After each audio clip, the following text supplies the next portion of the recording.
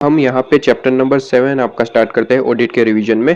अभी तक हम कितना कंप्लीट कर चुके हैं सर? चैप्टर नंबर 1 हमने कंप्लीट कर लिया, चैप्टर नंबर 2 कंप्लीट कर लिया, 6 कंप्लीट कर लिया, इसके बाद 11 भी कंप्लीट कर लिया।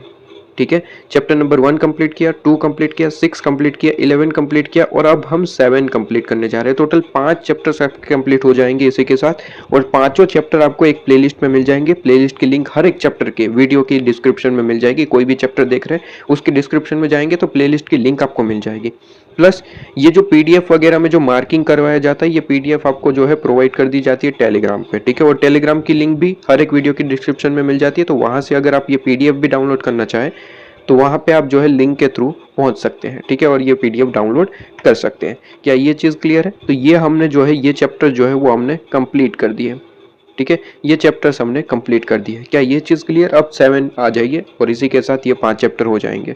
चैप्टर नंबर 7 जिसका नाम है, कहता है कंप्लीशन एंड रिव्यू। ठीक है, ये चैप्टर थोड़ा सा इंपॉर्टेंट बन जाता है क्योंकि इसमें 50% पार्ट जो है वो नया है, 50% ओल्ड है। अब जब भी नया पार्ट होता है तो ध्यान रहे, फोकस करिएगा उस चीज़ पे, क्योंकि उसमें से क्वेश्चन आने के चांसेस ज़्यादा रहते हैं, चाहे वो एमसीक्यू हो, चाहे वो जो आपके पास में थियोरेटिकल क्वेश्चन हो। ठीक है, कुछ भी, लेकिन आने के चांसेस ज़्यादा होते हैं। ठीक है, तो यहाँ पे अगर हम देखें तो इस बार आपको, जो कि हर बार मैं कहता हूँ कि सर चैप्टर के बाजू में यहाँ पे आप जो है ऐसे की लिस्ट लिखा करिए। ठीक है, चैप्टर नंबर 1 में भी कहा था, 2 में भी कहा था, 6 में भी और 11 में भी कहा था। ठीक है, लेकिन चैप्टर नंबर 7 में लिखने की जरूरत नहीं, क्योंकि आपको जो आईसीएम मॉड्यूल में ये पेज गिवन है, इसमें बढ़िया तरीके से ये चीज गिवन है। ठीक है, हर एक चैप्टर में ये नहीं गिवन है। अभी तक हमने जो 4 चैप्टर कंप्लीट किए उसमें इस तरीके से नहीं गिवन था, इसलिए हमें पूरी की पूरी अच्छे से यहाँ पे एक लिस्ट बनानी पड़ी। ठीक है, आपको मैंने बनवाई थी, लेकिन यहाँ पे आपको बनाने की जरूरत नहीं, क्योंकि आपको यहाँ पे प्रॉपर तरीके से लिस्ट गिवन है। टोटल 6 एसेज है। ठीक है, इस चैप्टर के अंदर, और आप यहाँ पे देख सकते हैं ये नए वाले ऐसे। ठीक है, 260, 265, 450, और ये पुराने वाले हैं। पुराने वाले में भी ये 2 ऐसे जो है वो आपके अकाउंट से लिंक करते हैं। तो आपको यहाँ पे अकाउंट का रिवीजन अगर आपने कंप्लीट कर लिया है, ठीक है, रिवीजन भी क्या, आपने अगर एक बार अकाउंट कंप्लीट तो कर ही लिया होगा अब तक। ठीक है, अब तक तो किसका बाकी हो सकता है? किसी का भी नहीं। तो आपने जो अकाउंटिंग स्टैंडर्ड कंप्लीट कर लिया तो उससे लिंक ये सारे ऐसे हैं दोनों। ठीक है, तो अगर वहां पे कंप्लीट किया तो यहाँ पे आपको थोड़ा सा अच्छा रहता है रिवीजन करने में। 580 आपका रिटर्न रिप्रेजेंटेशन, ये भी इजी है। ठीक है, और ये जो आपके नए हैं ऐसे, ठीक है, ये छोटे वाले हैं, तो ये भी इसमें ज्यादा कुछ यहाँ पे दिक्कत नहीं आती आपको। ठीक है, तो अल्टीमेटली चैप्टर इजी है। हो सकता है थोड़ा सा बड़ा वीडियो बने, ठीक है, क्योंकि पेजेस ज्यादा है। ठीक है, लेकिन समझने में ज्यादा मुश्किल नहीं देखने को मिलेगी आपको इस चैप्टर के अंदर। ठीक है, चलिए चैप्टर नंबर 7 स्टार्ट करते हैं। सबसे पहले सब्सिक्वेंट इवेंट। ठीक है, सब्सिक्वेंट इवेंट का ऐसे 560। ठीक है, वहां से स्टार्ट करते हैं। तो सबसे पहले 560 जो आपका ऐसे है उसे आप हाईलाइट कर दीजिए। ठीक है, 560 ऐसे जो है उसे हाईलाइट कर दीजिए। 560 ऐसे किसका नाम क्या है सर? Subsequent event. ठीक है, सब्सिक्वेंट इवेंट नाम है 560 का। ठीक है, ऐसे 560 सब्सिक्वेंट इवेंट। अब देखिए, सब्सिक्वेंट इवेंट का मतलब ऑलरेडी आप अकाउंट में पढ़ चुके हैं कि सर फाइनेंशियल रिपोर्ट, आपका फाइनेंशियल स्टेटमेंट है, उसकी डेट जो है वो चली गई।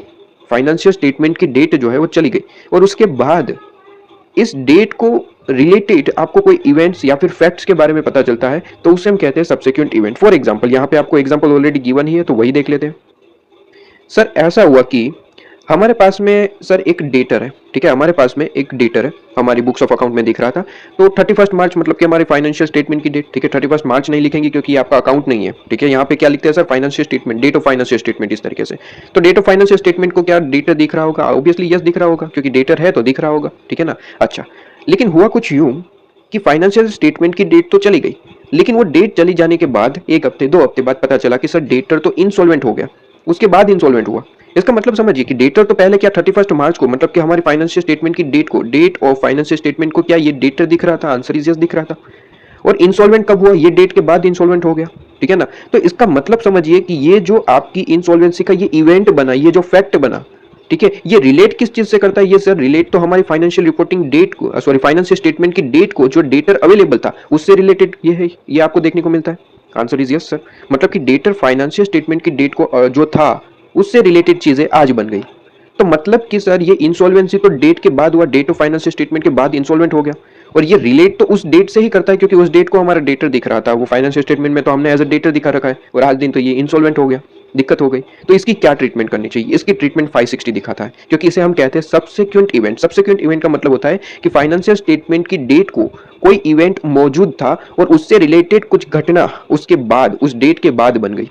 ठीक है, उस डेट के बाद बन गई तो इसकी कैसे ट्रीटमेंट करनी है हमें, ये 560 दिखाता है। दूसरा एग्जांपल दे रखा है, कहता है कि सर कोई लीगल क्लेम का जो है मुद्दा चल रहा था हमारे पास में, ठीक है, 31 मार्च को हमें दिख रहा था कि सर लीगल कुछ यहाँ पे कोर्ट में हमारे ऊपर किसी ने केस ठोक दिया होगा, ठीक है, किसी कंपनी ने हमारी कंपनी पे, तो लग रहा था कि सर यहाँ पे कुछ भी ऑर्डर हो सकता है। तो 31 मार्च तो चला गया, उसके बाद ऑर्डर आया, ठीक है, मतलब कि 31 मार्च को लीगल क्लेम तो हो चुका था, मतलब कि यहाँ पे कोर्ट में हमारा केस तो हो रहा था, ठीक है, लेकिन उसका ऑर्डर मान लीजिए 31 मार्च के बाद आया, ठीक है। तो ये जो 31 मार्च के बाद उसका जो यहाँ पे बेसिकली कंक्लूजन आया, वो कंक्लूजन रिलेट कब करता है सर, रिलेट तो ऑलरेडी 31 मार्च को जो हमने दिखा रखा है सारा का सारा अमाउंट से रिलेटेड या फिर कोई भी चीजों से रिलेटेड, वो ऑलरेडी वहां पे अवेलेबल था, उससे रिलेटेड कंक्लूजन आ जाए।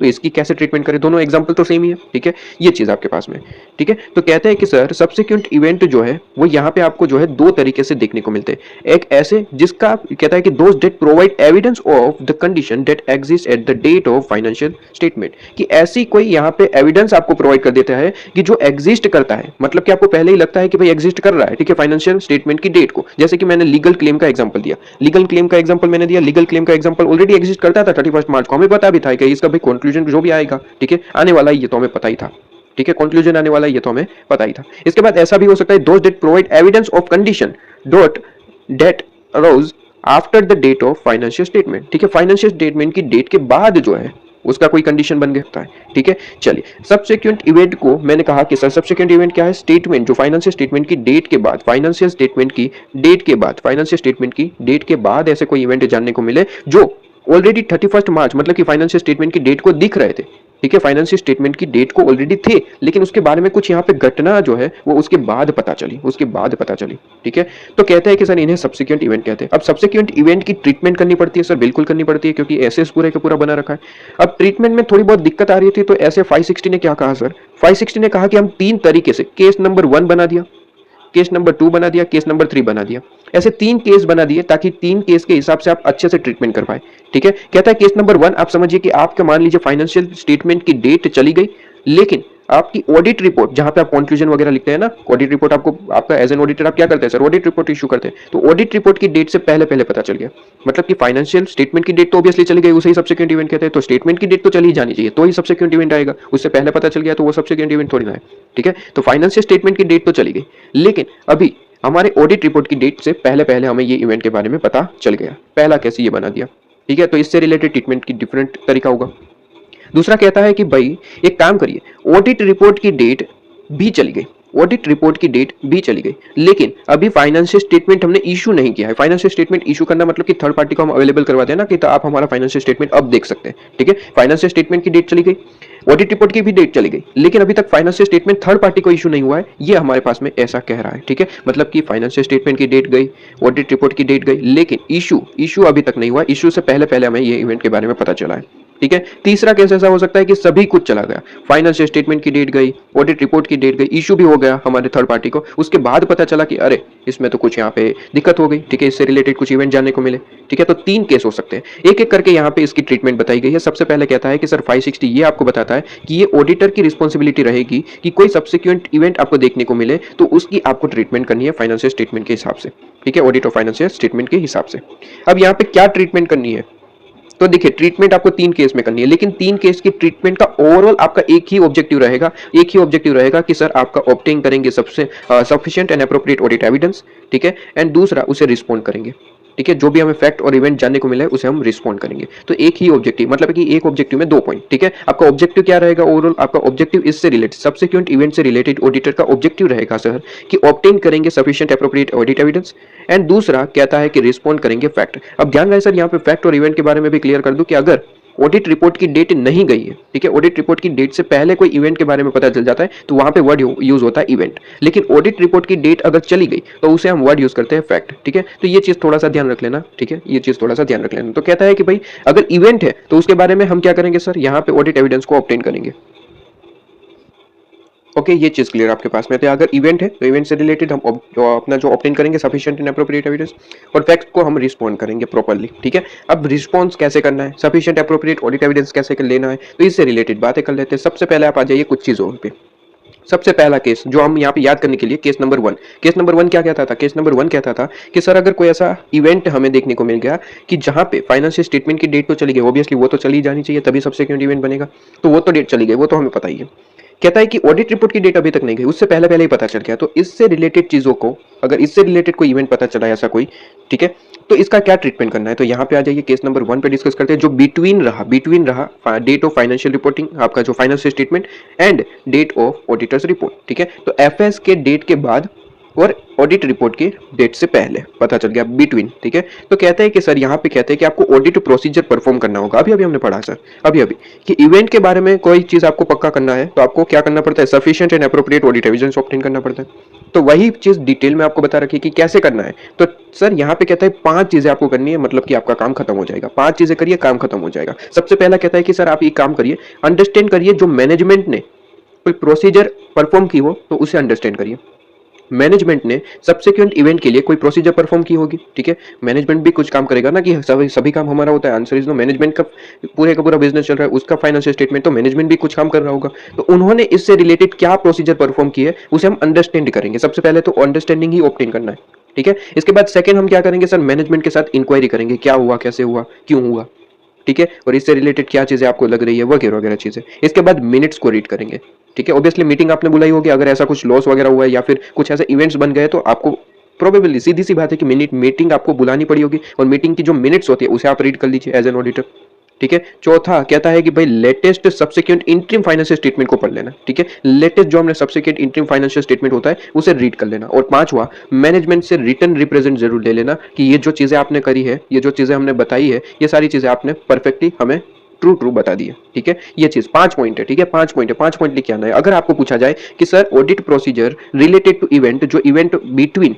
Financial statement date and audit report date के बीच में अगर कोई इवेंट देखने को मिला है, उससे रिलेटेड हमें क्या करना पड़ता है sir? Sufficient and appropriate audit evidence obtain करना पड़ता है, ठीक है। Sufficient and appropriate audit evidence obtain करना है, तो उसके लिए ऑडिट प्रोसीजर परफॉर्म करना पड़ेगा। बिल्कुल सर, अगर हमें कोई ऑडिट एविडेंस चाहिए तो हमें क्या करना पड़ता है? ऑडिट प्रोसीजर परफॉर्म करनी पड़ती है। तो वही डिटेल में कहा है कि ऑडिट प्रोसीजर में क्या क्या पॉइंट्स होंगे, तो 5 पॉइंट्स होंगे। सबसे पहला कि आप ऑब्टेन करिए अंडरस्टैंडिंग जो मैनेजमेंट ने प्रोसीजर परफॉर्म किए वो। दूसरा, इंक्वायरी करिए मैनेजमेंट के साथ। तीसरा, मीटिंग्स की रीडिंग करिए, ठीक है। चौथा कहता है कि जो latest subsequent interim financial statement है उसे रीड कर लीजिए। और पांचवा, रिटर्न रिप्रेजेंट ले लीजिए, ठीक है। रिटर्न रिप्रेजेंटेशन के लिए स्पेसिफिक ऐसे है, हम पढ़ेंगे, ठीक है। ऐसे मैंने आपको बताया ना 580, आपको यहाँ पे बताया ऐसे 580 रिटर्न रिप्रेजेंटेशन, तो उसके हिसाब से हमें बताता है 580 बताता है कि हर बात पे, ठीक है, हर इंपॉर्टेंट बात पे आपको जो है यहाँ पे रिटर्न रिप्रेजेंटेशन ले ही लेना है, ठीक है, मैनेजमेंट के पास से। तो यहाँ पे ये 5 पॉइंट हो जाते हैं। अगर आपको पूछा जाए कि ऑडिट प्रोसीजर में क्या क्या पॉइंट्स होंगे, बिटवीन याद रहे सर, बिटवीन वाला पूछा है, उसमें ऑडिट प्रोसीजर का पॉइंट पूछा है तो 5 पॉइंट लिख के आएंगे, ठीक है। और ये पॉइंट भी खत्म। इसके बाद आ जाइए, अगर फाइनेंशियल रिपोर्टिंग फाइनेंशियल स्टेटमेंट की डेट चली गई, ऑडिट रिपोर्ट की भी डेट चली गई, लेकिन अभी तक फाइनेंशियल स्टेटमेंट इशू नहीं हुआ है थर्ड पार्टी को, मतलब कि थर्ड पार्टी अभी इसमें इन्वॉल्व नहीं हुई है, ठीक है, तो क्या होगा? तो भी अभी सेफ्टी में ही हम, क्योंकि थर्ड पार्टी को गलत इन्फॉर्मेशन अभी तक नहीं पहुंची है, ठीक है। हमारे पास में गलत इन्फॉर्मेशन मिली, मतलब कि कोई ऐसे इवेंट बन गए तो उससे रिलेटेड तो वो चीजें गलत हो गई ना। जैसे कि डेटर की बात हो गई, डेटर 31 मार्च को दिख रहा था, लेकिन उसके बाद तो वो इंसॉल्वेंट हो गया, तो अभी उसे डेटर दिखाने से क्या फायदा भाई, क्योंकि अब पैसे तो मिलने वाले नहीं है, ठीक है। तो ये बात है, लेकिन ये गलत इन्फॉर्मेशन अभी तक इशू नहीं हो गई, मतलब कि थर्ड पार्टी तक नहीं पहुंची, ये अच्छी बात है, ठीक है। थर्ड पार्टी तक पहुंच जाती और थर्ड पार्टी से रिलेटेड कोई यहाँ पे डिसीजन ले लेती तो दिक्कत आ जाती, ठीक है। तो ये दूसरा केस भी अच्छा है, चलो कोई दिक्कत वाली बात नहीं अभी तक भी, ठीक है, कि फाइनेंशियल स्टेटमेंट इशू नहीं हुआ है। तो क्या करेंगे सर? कहते हैं कि आपको एज एन ऑडिटर आपको 3 चीजें करनी है। सबसे पहले तो भाई इस मैटर्स के बारे में डिस्कस कर लीजिए मैनेजमेंट के साथ, ठीक है, और अगर जरूरत पड़ी तो TCWG के साथ भी डिस्कस कर लेना। सबसे पहला तो डिस्कस कर लीजिए, क्योंकि ये आपका यहाँ पे ऑडिट रिपोर्ट की डेट चली गई तो आपको अच्छे से डिस्कशन करना पड़ेगा मैनेजमेंट के साथ, तो क्या हुआ, कैसे हुआ, और फिर हमें ये डिसाइड करना पड़ेगा कि क्या फाइनेंशियल स्टेटमेंट को अमेंड करने की जरूरत है। क्योंकि अगर देखिए ये तो हमें एज एन ऑडिटर चेक करना ही पड़ेगा, इसलिए तो हम डिस्कशन कर रहे हैं। डिस्कशन क्यों कर रहे हैं? डिस्कशन इसलिए कर रहे हैं ताकि हम डिटरमाइन कर पाए कि फाइनेंशियल स्टेटमेंट को चेंज करना पड़ेगा कि नहीं, ठीक है, अमेंड करना पड़ेगा कि नहीं। सर ऐसा क्यों करना है as an auditor? As an auditor इसे हमें इसलिए जानना है कि अगर फाइनेंशियल स्टेटमेंट में कुछ अमेंडमेंट हुआ तो हमें ऑडिट रिपोर्ट में भी अमेंडमेंट करना पड़ेगा, क्योंकि उसके ऊपर से ही तो हमें ओपिनियन देना है, ठीक है। तो ये चीज हमें देखनी पड़ेगी। तो इससे रिलेटेड इंक्वायरी करेंगे कि सर ये जो भी आपकी मैटर्स बनी है, ठीक है, उससे रिलेटेड उसे एड्रेस करने के लिए मैनेजमेंट का क्या इंटेंशन है, ठीक है, किस तरीके से इसे एड्रेस करेगा, ये इंक्वायरी करेंगे। 3 चीजें सर, अगर डेट ऑफ फाइनेंशियल स्टेटमेंट चली गई, डेट ऑफ ऑडिट रिपोर्ट चली गई, लेकिन अभी फाइनेंशियल स्टेटमेंट इशू नहीं हुआ, उससे पहले पहले ही पता चल गया इवेंट के बारे में, तो सर 3 चीजें करनी है एज एन ऑडिटर, हमें 3 चीजें करनी है। सबसे पहले तो उस मैटर्स के बारे में डिस्कस कर लेंगे मैनेजमेंट के साथ, जरूरत पड़ी तो टीसीडब्ल्यूजीपी के साथ भी करेंगे। दूसरा डिटरमाइन करेंगे, डिस्कशन करेंगे, डिस्कशन इसलिए ही कर रहे हैं कि डिटरमाइन कर पाए कि फाइनेंशियल स्टेटमेंट को अमेंड करना पड़ेगा या फिर नहीं। ठीक है, छोटी मोटी मैटर है, नहीं करना पड़ेगा तो फिर कोई दिक्कत ही नहीं है। ठीक है, तो फाइनेंशियल स्टेटमेंट वही इशू कर देंगे थर्ड पार्टी को, कोई दिक्कत वाली बात नहीं। लेकिन अगर अमेंडमेंट करना पड़ा तो चेंजेस करने पड़ेंगे। ठीक है, और इसीलिए हमें क्या करना पड़ेगा सर, इंक्वायरी करनी पड़ेगी कि ये जो मैटर्स बना है उसे एड्रेस करने के लिए मैनेजमेंट का क्या इंटेंशन है। ठीक है, 3 चीजें।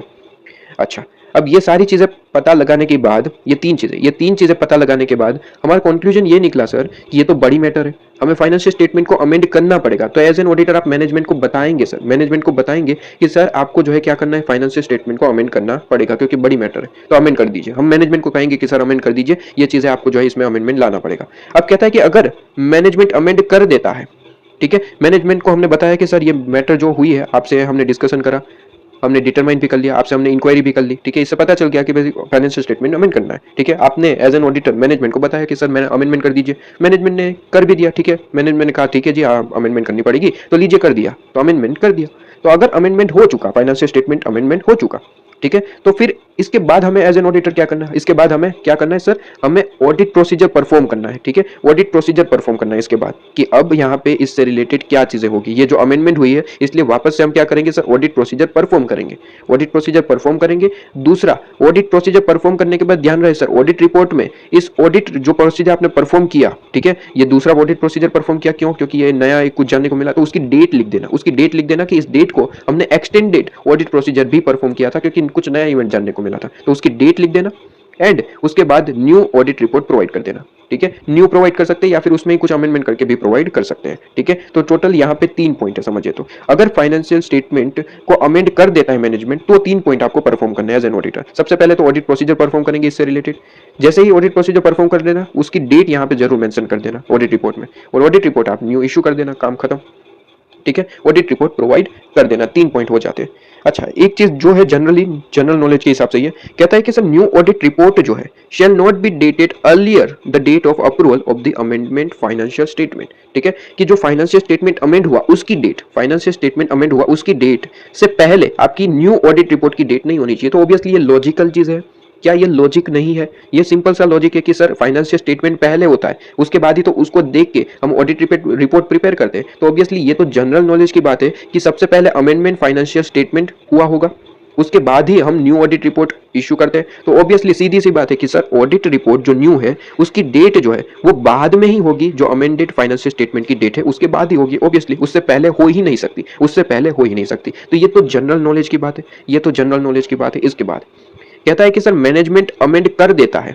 ठीक है, मैनेजमेंट अमेंड कर देता है तो ऑडिटर क्या करता है, अभी अभी मैंने बताया कि सर यहाँ पे क्या करेंगे सर, उससे रिलेटेड अमेंडमेंट हमारा ऑडिट रिपोर्ट में अमेंडमेंट कर देंगे और अमेंडेड या तो रिपोर्ट इशू कर दीजिए, या फिर आपको लगता है न्यू ऑडिट रिपोर्ट इशू करना चाहते हैं तो न्यू प्रोवाइड कर सकते हैं। तो ये सीधी सी बात है सर, ये तो मैंने ऑलरेडी आपको बता दिया कि अगर मैनेजमेंट जो है अमेंड कर देता है फाइनेंशियल स्टेटमेंट को तो ऑडिटर क्या करेगा सर, या तो अपनी जो ऑडिट रिपोर्ट ऑलरेडी थी उसमें अमेंडमेंट करके इशू कर दो, या फिर आपको लगता है कि sir new audit report issue करेंगे तो न्यू कर दो।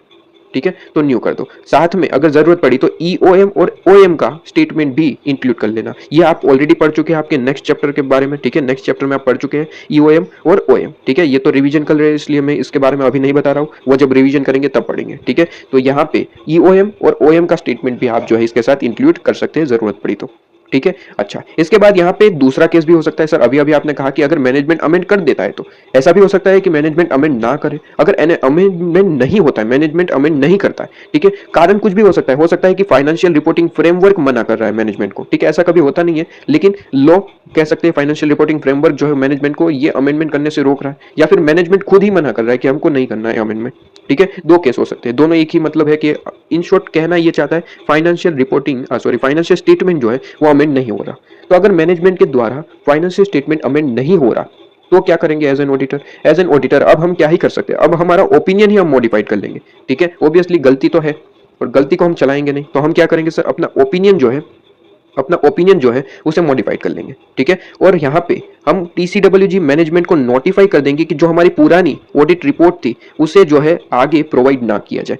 उसे जो है आगे प्रोवाइड ना किया जाए। ठीक है, अगर आपने अपनी ऑडिट रिपोर्ट को मैनेजमेंट को पहुंचा दिया है, ठीक है, आगे इशू करने के लिए, तो कहता है कि सर ये ऑडिट रिपोर्ट को आगे इशू मत करना, आगे इशू मत करना। ठीक है, तो यहाँ पे ये हम नोटिस कर देंगे किसको सर, मैनेजमेंट को एंड टीसीडब्ल्यूजी को। ठीक है, लेकिन मैनेजमेंट जो है बहुत चालाक है, इन्होंने क्या किया कि ये इवेंट पता ना चले, इसलिए आपका जो ओल्ड ऑडिट रिपोर्ट था वही थर्ड पार्टी को इशू कर दिया, ताकि इनकी गलती के बारे में या फिर इनके कोई लॉसेस के बारे में पता ना चले। अगर ऐसा भी किया तो ऑडिटर क्या करेगा, टेक अप्रोप्रिएट एक्शन ले लेगा। ठीक है, अगर ऑडिट रिपोर्ट इशू ना करने के लिए नोटिस आपने मैनेजमेंट को दे दिया, लेकिन नोटिस जो है मैनेजमेंट ने नहीं सुनी आपकी, और फिर भी उसने ऑडिट रिपोर्ट को इशू कर दिया थर्ड पार्टी को, तो फिर आप क्या करेंगे, अप्रोप्रिएट, टेक अप्रोप्रिएट एक्शन ले लेंगे। टेक अप्रोप्रिएट एक्शन का मतलब है कि आप पब्लिक नोटिस दे सकते हैं कि सर ये जो ऑडिट रिपोर्ट मैनेजमेंट के द्वारा इशू किया गया था, इसको हमने इशू करने के लिए मना किया गया था, ये आपका रिपोर्ट जो है वो गलत है, कोई भी इस पे जो है विश्वास नहीं करेगा। ठीक है, ये हम पब्लिक नोटिस भी दे सकते हैं, इसका मतलब है टेक अप्रोप्रिएट एक्शंस।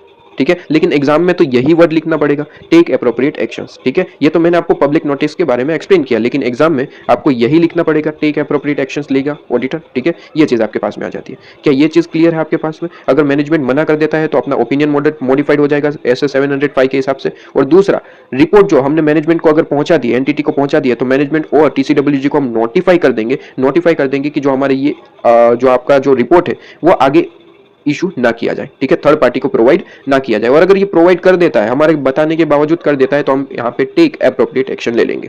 ठीक है जी, ये आपका दूसरा केस हो गया। अब तीसरा केस कहता है कि भाई दोनों ही डेट चली गई, फाइनेंशियल स्टेटमेंट की डेट तो चली गई, आपके पास में रिपोर्टिंग की डेट भी चली गई, ऑडिट रिपोर्टिंग की डेट, प्लस फाइनेंशियल स्टेटमेंट भी इशू हो गया थर्ड पार्टी को, तो क्या करेंगे? तब तो दिक्कत हो गई। तो कहता है कि सबसे पहले तो देखिए, मैटर्स के बारे में तो सारी चीजें वही है जो हमने दूसरे केस में पढ़ी। दूसरे केस में क्या पढ़ी, डिस्कस कर लेंगे मैटर्स मैनेजमेंट के साथ, क्योंकि ये इंपॉर्टेंट बात हो गई, क्योंकि ऑडिट रिपोर्ट की डेट जब भी चली जाती है तो ये तीन चीजें आपको करनी पड़ती है। ऑडिट रिपोर्ट की डेट यहाँ पे भी चली गई और यहाँ पे भी चली गई, तो तीन चीजें तो ऑलवेज करनी है। ठीक है, तो याद रहे सर, ऑडिट रिपोर्ट की डेट चली गई तो ये तीन चीजें करनी है, ऑडिट रिपोर्ट की डेट नहीं गई तो पांच चीजें करनी है। ठीक है, ऑडिट रिपोर्ट की डेट नहीं गई तो पांच चीजें करनी है। कितना सिंपल तरीके से याद है? ठीक है, तो ऑडिट रिपोर्ट की डेट चली गई, आंसर इज यस, तो तीन चीजें करनी है, कोई भी केस हो, ये केस हो या फिर ये वाला केस हो। ठीक है, दोनों में सब कुछ सेम ही करना है। ठीक है, क्या था, डिस्कस कर लेंगे मैनेजमेंट के साथ ये मैटर्स। ठीक है, जरूरत पड़ी तो टीसीडब्ल्यूजी के साथ। दूसरा, डिटरमाइन कर लेंगे कि फाइनेंशियल स्टेटमेंट को अमेंडमेंट करने की जरूरत है या फिर नहीं, और इंक्वायरी कर लेंगे कि मैनेजमेंट इसे किस तरीके से एड्रेस करेगा। ठीक है, ये तीन चीजें हैं, ये तीन चीजें हमने यहाँ पे लिख दी। ठीक है, बिल्कुल सेम है, बिल्कुल सेम है आपके पास में। क्लियर? अब कहता है कि सर पता चला कि मैनेजमेंट को हमने बताया कि सर ये जो है बड़ी मैटर हो गई है, ठीक है ना, तो आपको फाइनेंशियल स्टेटमेंट अमेंड कर देना चाहिए। ठीक है, फाइनेंशियल स्टेटमेंट जो है वो अमेंड करना चाहिए, क्योंकि फाइनेंशियल स्टेटमेंट थर्ड पार्टी को आपने इशू कर दिया है ना, तो आपको अब क्या करना चाहिए, न्यू आपको अमेंड कर देना चाहिए फाइनेंशियल स्टेटमेंट, और थर्ड पार्टी को ये बता देना चाहिए कि जो हमने पहले इशू किया उसमें चेंजेस होने वाले हैं, तो उस पर कोई विश्वास ना करे। ठीक है, ये दो चीजें होती है, क्योंकि ये थर्ड पार्टी को इशू हो चुका है, इसलिए थर्ड पार्टी को यहाँ पे बताना पड़ेगा कि सर जो अभी फाइनेंशियल स्टेटमेंट इशू है उस पर थोड़ा सा विश्वास ना करिए, रुक जाइए, आपको अमेंडमेंट फाइनेंशियल स्टेटमेंट देखने को मिल जाएगा। ठीक है, तो ये दो चीजें आपको करनी है। तो देखिए यहाँ पे वही चीज लिखी है कि अगर मैनेजमेंट को हमने बताया कि सर फाइनेंशियल स्टेटमेंट अमेंड करने की जरूरत है, और मैनेजमेंट मान जाता है कि हाँ जी सर, ऑडिटर सर जी कि ये बात बिल्कुल सही है, हमें अमेंडमेंट करना चाहिए, तो क्या होगा, तो सर ऑडिटर यहाँ पे देखेगा, ऑडिट प्रोसीजर परफॉर्म करेगा सबसे पहले तो। ठीक है, ये जो मैटर्स पता लगे उसके बारे में ऑडिट प्रोसीजर, तो हमें हमारा काम ही है ऑडिट प्रोसीजर परफॉर्म करना, तो सबसे पहला काम तो यही हम करते हैं कि ऑडिट प्रोसीजर परफॉर्म करेंगे इस मैटर के बारे में। दूसरा, ये जरूर चेक करेंगे, ये रिव्यू जरूर करेंगे कि मैनेजमेंट ने क्या जो एंश्योर कर दिया है, मतलब कि जो थर्ड पार्टी को ये ऑलरेडी इशू हो चुका था फाइनेंशियल स्टेटमेंट गलत वाला, तो ये क्या थर्ड पार्टी को इन्फॉर्म कर दिया है कि इस पे आप भरोसा ना करें, क्योंकि नया अमेंडेड फाइनेंशियल स्टेटमेंट आपको देखने को मिल जाएगा। ठीक है, तो ये जरूर रिव्यू करेंगे हम। ठीक है, तीसरा कहता है कि आपके पास में जो ऑडिट रिपोर्ट हम इशू करेंगे, ठीक है, जो ऑडिट रिपोर्ट हम इशू करेंगे उसमें एक्सटेंडेड जो ऑडिट प्रोसीजर है उसका डेट मेंशन कर देंगे, और दूसरा चीज न्यू ऑडिट रिपोर्ट इशू कर देंगे। ठीक है, न्यू ऑडिट रिपोर्ट प्रोवाइड कर देंगे। ऑब्वियसली जब भी फाइनेंशियल स्टेटमेंट अमेंड हो रहा है तो न्यू ऑडिट रिपोर्ट हमें भी इशू करना पड़ेगा, प्रोवाइड करना पड़ेगा। तो तीन चीजें हो गई सर। सबसे पहले तो सर हम प्रोसीजर ही परफॉर्म करेंगे, ऑडिट प्रोसीजर। दूसरा, ये रिव्यू जरूर करेंगे कि मैनेजमेंट ने प्रॉपर यहाँ पे स्टेप लिए है कि नहीं।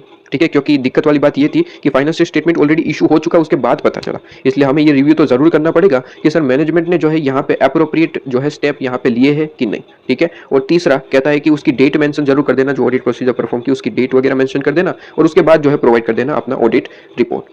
ठीक है, ये चीज आपके पास में हो जाती है। ओके, इसके बाद कहता है कि सर अगर ऐसा हुआ कि management does not take necessary step to ensure anyone in receipt of previously issued financial statement. ठीक है, अगर प्रीवियसली इशूड फाइनेंशियल स्टेटमेंट के बारे में मैनेजमेंट ने एप्रोप्रिएट एक्शन नहीं लिए, ठीक है, कि ये कैसे पता चलेगा, तो ये ऐसे पता चलेगा। सेकंड पॉइंट हमें यही बताता है कि सर आप रिव्यू करिए कि हमें पता चले कि फाइनेंशियल स्टेटमेंट के बारे में एप्रोप्रिएट एक्शंस लिए गए या फिर नहीं। ठीक है, एप्रोप्रिएट एक्शन लिए गए तो फिर हमें क्या दिक्कत है, आंसर इज नो, कोई दिक्कत नहीं है। लेकिन दिक्कत तब आती है कि अगर मैनेजमेंट ने एप्रोप्रिएट एक्शंस नहीं लिए तो क्या होगा। तो सर यहाँ पे ऑडिटर जो है कह देगा कि सर यहाँ पे जो फाइनेंशियल स्टेटमेंट है, यहाँ पे जो है स्पेसिफिकली यहाँ पे अप्रोप्रिएट एक्शन लेगा और बताएगा कि सर कोई भी फ्यूचर में इस पे रिलाई ना करे। ठीक है, प्रिवेंट फ्यूचर रिलायंस। ठीक है, कि इस पे कोई भी पर्सन रिलाई ना करे, क्योंकि ये फाइनेंशियल स्टेटमेंट जो है वो आपको गलत इंफॉर्मेशन प्रोवाइड कर सकता है, ये आपको एज एन ऑडिटर बता देना है।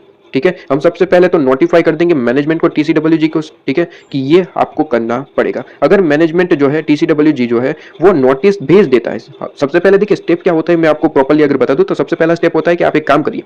सबसे पहले आप काम करिए कि सर यहाँ पे रिव्यू करिए कि मैनेजमेंट ने प्रॉपर एक्शन लिया कि नहीं, प्रॉपर यहाँ पे स्टेप परफॉर्म किया कि नहीं। सबसे पहला ये होता है। फिर दूसरा स्टेप हमें पता चलता है कि अप्रोप्रिएट एक्शन लिए गए या फिर नहीं। ठीक है, अगर लिए गए तो यहाँ पे काम खत्म हो जाता है, तो 2 स्टेप में काम खत्म। लेकिन अगर नहीं लिया गया, ठीक है, दूसरे स्टेप में हमें पता चला कि सर यहाँ पे अप्रोप्रिएट एक्शन नहीं लिया गया, तो तीसरा स्टेप यह आता है कि ऑडिटर सबसे पहले नोटिफाई करेंगे मैनेजमेंट और टीसीडब्ल्यूजी को कि भाई अभी के अभी नोटिस भेजो थर्ड पार्टी को कि ये जो है फाइनेंशियल स्टेटमेंट पे रिलाई नहीं करना है, अभी के अभी भेजो। ठीक है, फोर्थ स्टेप ये होता है कि हम ये देखेंगे कि मैनेजमेंट ने क्या नोटिफाई किया हमारे बताने के बावजूद। ठीक है, अगर नोटिफाई नहीं किया तो हम क्या कर देंगे, टेक अप्रोप्रिएट एक्शंस, हम टेक अप्रोप्रिएट एक्शंस ले लेंगे, नोटिफाई कर देंगे, हम नोटिफिकेशन भेज देंगे कि भाई हमने तो मैनेजमेंट को बताया था, लेकिन ठीक है इस तरीके से काम नहीं हुआ, इसलिए हम टेक अप्रोप्रिएट एक्शन लेने जा रहे हैं। काम खत्म। ठीक है, काम खत्म। इसके बाद यहाँ पे तो ओवरव्यू दे रखा है, ठीक है, यही चीज का, लेकिन ओवरव्यू से ना पढ़े, मैंने जो आपको हाईलाइट पर रखा है, ठीक है, हाईलाइट करवा रखा है, वो आप यहाँ पे पढ़ेंगे। क्लियर, ये चीज आपके पास में क्लियर हो जाती है। ठीक है, तो ये चीज आपके पास में क्लियर हो जाती है। जल्दी से इसका रिवीजन करना है क्या, रिवीजन कर लेते हैं। चलिए, सब्सिक्वेंट इवेंट में 3 चीजें हो सकती है सर, सब्सिक्वेंट इवेंट में 3 चीजें हो सकती है, या तो फाइनेंशियल स्टेटमेंट की डेट चली गई लेकिन रिपोर्ट डेट नहीं गई, सबसे पहला केस ये है। ठीक है, सेकंड केस कहता है कि फाइनेंशियल स्टेटमेंट की डेट तो ऑब्वियसली चली गई, तभी तो सब्सिक्वेंट इवेंट है, लेकिन कहता है कि ऑडिट रिपोर्ट की डेट भी चली गई लेकिन अभी तक फाइनेंशियल स्टेटमेंट इशू नहीं हुआ है। तीसरा कहता है कि सारे सभी कुछ खत्म हो गया, ठीक है, बर्बाद हो गए, फाइनेंशियल स्टेटमेंट की इशू डेट भी चली गई। ठीक है, 3 केस आपके पास में आ जाता है। अब सबसे पहला केस यहाँ पे डिस्कस करते हैं। सबसे पहला केस कहते हैं कि सर अभी अभी ऑडिट रिपोर्ट की डेट तो गई नहीं है, ठीक है, फाइनेंशियल स्टेटमेंट की डेट गई है, तो क्या होगा, तो 5 चीजें परफॉर्म कर लेना। सबसे पहले तो ऑप्टेन कर लेना ऑडिट जो आपके पास में, सॉरी, ऑप्टेन कर लेना जो प्रोसीजर परफॉर्म किया मैनेजमेंट ने, उससे रिलेटेड अंडरस्टैंडिंग। ठीक है, तो ऑप्टेन कर लेना जो मैनेजमेंट ने प्रोसीजर परफॉर्म किया उससे रिलेटेड अंडरस्टैंडिंग ऑप्टेन कर लेना। दूसरी, इंक्वायरी कर लेना मैनेजमेंट के साथ। तीसरा, अभी ये इवेंट जानने को मिला है तो ऑब्वियसली मैनेजमेंट ने मीटिंग बुलवाई होगी, ठीक है, तो उसकी मीटिंग की मिनट्स जो है वो रीड कर लेना, उसके मीटिंग्स की मिनट्स जो है वो रीड कर लेना। और चौथा पॉइंट कि भाई इंटीरियम फाइनेंशियल स्टेटमेंट जो लेटेस्ट वाला है, लेटेस्ट सब्सिक्वेंट इंटीरियम फाइनेंशियल स्टेटमेंट को रीड कर लेना। और फिफ्थ पॉइंट, रिटर्न रिप्रेजेंटेशन ले लेना। ठीक है, रिटर्न रिप्रेजेंटेशन ले लेना। अब इसके बाद कहता है कि सर सेकंड वाला केस हो गया तो मतलब कि फाइनेंशियल रिपोर्टिंग की डेट भी चली गई, सॉरी फाइनेंशियल ऑडिट रिपोर्ट बोलना था, ऑडिट रिपोर्ट की डेट भी चली गई, ठीक है, लेकिन अभी फाइनेंशियल स्टेटमेंट इशू नहीं हुआ है, ठीक है, उससे पहले ही पता चल गया, तो क्या होगा, तो 3 चीजें सबसे पहले एज एन ऑडिटर काम करेंगे। सबसे पहले मैनेजमेंट के साथ डिस्कस कर लेंगे कि क्या है, क्यों है, क्यों, किस तरीके से। डिस्कशन करने से ही पता चल जाएगा कि भाई हमें फाइनेंशियल स्टेटमेंट को अमेंड करना पड़ेगा या फिर नहीं।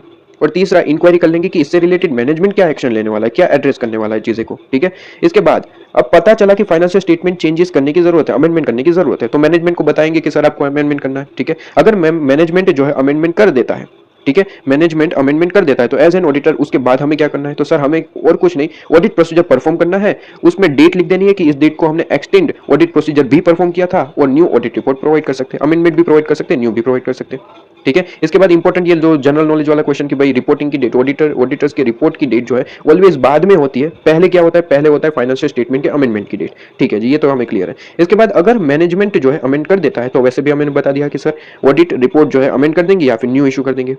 अच्छा, मैनेजमेंट अगर फाइनेंशियल स्टेटमेंट को अमेंड नहीं करता तो क्या करेंगे, तो सर हमारा ओपिनियन जो है उसे मॉडिफाइड कर देंगे और दूसरा हम जो है एंटिटी को बता देंगे कि जो हमारा ओल्ड वाला, ठीक है, ओल्ड जो ऑडिटर्स रिपोर्ट था जो हमने आपको भेजा था उसे आगे इशू नहीं करेंगे, आप उसे आगे इशू नहीं करेंगे क्योंकि अमेंडमेंट फाइनेंशियल स्टेटमेंट नहीं किया आपने, उसकी वजह से हमारा रिपोर्ट भी चेंज होना था लेकिन वो नहीं हो पाया। जो हमारा ओल्ड वाला रिपोर्ट था वो आप आगे इशू नहीं करेंगे, ध्यान रखिएगा। ठीक है, तो हम नोटिफाई कर देंगे मैनेजमेंट टीसीडब्ल्यूजी को, लेकिन अगर मैनेजमेंट टीसीडब्ल्यूजी नहीं माना, उसने इशू ही कर दिया थर्ड पार्टी को फिर भी, ठीक है, तो हम टेक एप्रोप्रिएट एक्शन ले लेंगे। ठीक है, टेक एप्रोप्रिएट एक्शन ले लेंगे ऑडिट रिपोर्ट के अंदर और प्लस वो जो पब्लिक नोटिस भेज देंगे। इसके बाद कहता है कि बाद में पता चला, मतलब कि फाइनेंशियल स्टेटमेंट भी थर्ड पार्टी को इशू हो गया। तो स्टेप तो वही रहेगा, सबसे पहले तो हम वही काम करेंगे, डिस्कस करेंगे, डिटरमाइन करेंगे, इंक्वायरी करेंगे, ठीक है। उसके बाद बताएंगे मैनेजमेंट को कि क्या अमेंडमेंट करने की जरूरत है। अगर करने की जरूरत है तो मैनेजमेंट को बोलेंगे कि भाई आपको अमेंडमेंट करना पड़ेगा। और अमेंडमेंट करने के बाद अगर मैनेजमेंट अमेंडमेंट कर देता है तो उसके बाद वही काम करेंगे, ऑडिट प्रोसीजर परफॉर्म करेंगे।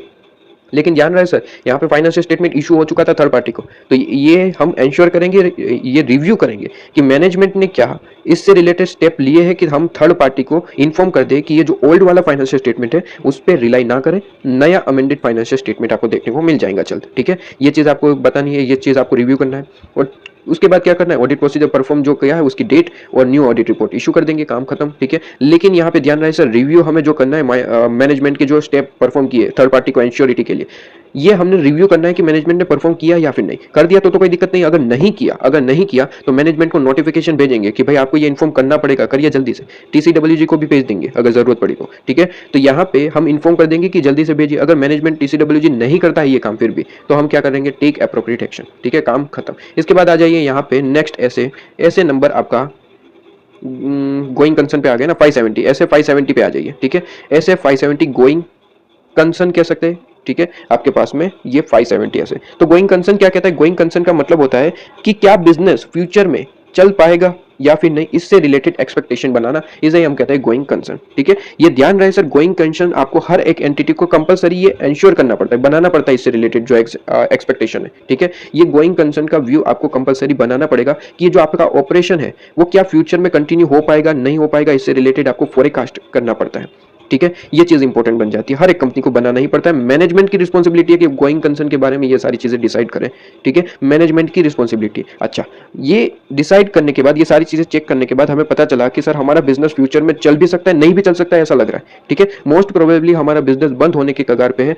तो कहता है कि अगर गोइंग कंसर्न का व्यू फॉलो नहीं हो रहा है एंटरप्राइज के द्वारा, तो आप अपना जो फाइनेंशियल स्टेटमेंट है वो कैसे प्रिपेयर करेंगे, लिक्विडिटी बेसिस पे प्रिपेयर करेंगे, ठीक है। अगर गोइंग कंसर्न चल रहा है तो हम अक्रूवल बेसिस पे काम करते हैं, ठीक है। लेकिन अगर गोइंग कंसर्न आप फॉलो नहीं कर पाएंगे, आपको ऐसा लग रहा है, तो लिक्विडिटी बेसिस पे, लिक्विडेशन बेसिस पे आप अपना फाइनेंशियल स्टेटमेंट प्रिपेयर करेंगे, ठीक है। अच्छा, अब यहाँ पे आ जाइए 570, कहता है कि ऑडिटर की रिस्पॉन्सिबिलिटी क्या रहती है, ये सारी चीजें 570 में बताया गया है। लेकिन उससे पहले तो यहाँ पे चीज समझिए कि गोइंग कंसर्न के बारे में जानना, गोइंग कंसर्न के बारे में यहाँ पे डिसीजन लेना वगैरह, सबसे पहला काम होता है मैनेजमेंट का। मैनेजमेंट ही गोइंग कंसर्न के बारे में पूरी की पूरी पॉलिसी, पूरी की पूरी व्यू बनाता है, ठीक है। उसे बनाने के बाद एज एन ऑडिटर हम क्या करते हैं, हमारी रिस्पॉन्सिबिलिटी रहती है कि हम ये देखते हैं, इवेल्युएट करते हैं कि क्या गोइंग कंसर्न का जो व्यू मैनेजमेंट ने बनाया है वो सही है या फिर नहीं, ठीक है। तो पहला ही तो यहाँ पे काम किसका होगा सर, मैनेजमेंट का काम होगा। मैनेजमेंट सबसे पहले ये देखेगा कि क्या उनकी एबिलिटी है कंटिन्यू करना बिजनेस को फॉर द फ्यूचर, ठीक है। इसे ही हम क्या कहते हैं, गोइंग कंसर्न, ठीक है। तो कहता है कि सर जब भी मैनेजमेंट गोइंग कंसर्न के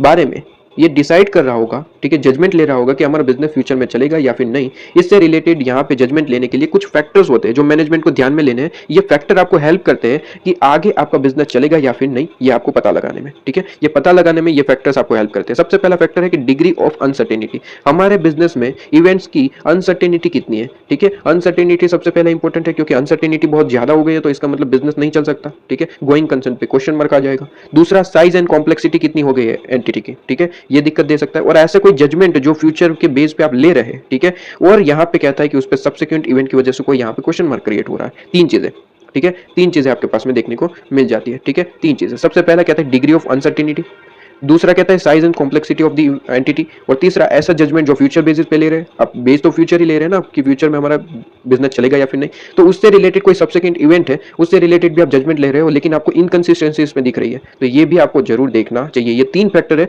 जो मैनेजमेंट को ध्यान में लेने, ठीक है, मैनेजमेंट को ध्यान में लेने जब भी गोइंग कंसर्न का ये व्यू ले रहे होंगे तब, ठीक है। इसके बाद यहाँ पे कहता है कि ऑडिटर की रिस्पॉन्सिबिलिटी क्या रहेगी, हम तो क्या ही करेंगे, जो मैनेजमेंट ने ऑलरेडी गोइंग कंसर्न के बारे में डिसाइड किया है उससे रिलेटेड हम ऑडिट प्रोसीजर परफॉर्म करेंगे। ऑडिट प्रोसीजर परफॉर्म करने के बाद ये डिसाइड करेंगे कि क्या इसमें कोई मटेरियल अनसर्टेनिटी तो नहीं, मटेरियल अनसर्टेनिटी है या फिर नहीं, ये हम देख लेंगे। अच्छा, ध्यान रहे सर, अगर हम देखेंगे कि सर हमने गोइंग कंसर्न जो मैनेजमेंट ने व्यू बनाया उसमें देखा कि कोई मटेरियल अनसर्टेनिटी नहीं देखने को मिली, ठीक है, तो ध्यान रहे सर, एब्सेंस ऑफ मटेरियल इनसर्टेनिटी वो गारंटी नहीं देता, वो गारंटी नहीं देता कि सब कुछ सही है, मतलब कि बिजनेस फ्यूचर में चलेगा, ठीक है, इसकी कोई गारंटी नहीं होती। जैसे कि कोविड-19 आ गया, ठीक है, कोविड-19 से पहले बिजनेस के बारे में सबका ओपिनियन मोस्टली जो बिजनेस अच्छा खासा चल रहा था, उसके बारे में ऑडिटर ने क्या ओपिनियन दिया होगा कि फ्यूचर में बहुत अच्छे से ये बिजनेस चल सकता है, कोई दिक्कत वाली बात नहीं है, ठीक है। लेकिन कोविड-19 अचानक से आ गया और कोविड आने के बाद क्या हो गया सर, बिजनेस काफी सारे बंद हो गए, ठीक है। तो ये गारंटी नहीं है कि आपका जो है यहाँ पे जो हमने बता दिया वो चलेगा ही चलेगा, लेकिन हाँ, हमने अपनी तरीके से पूरी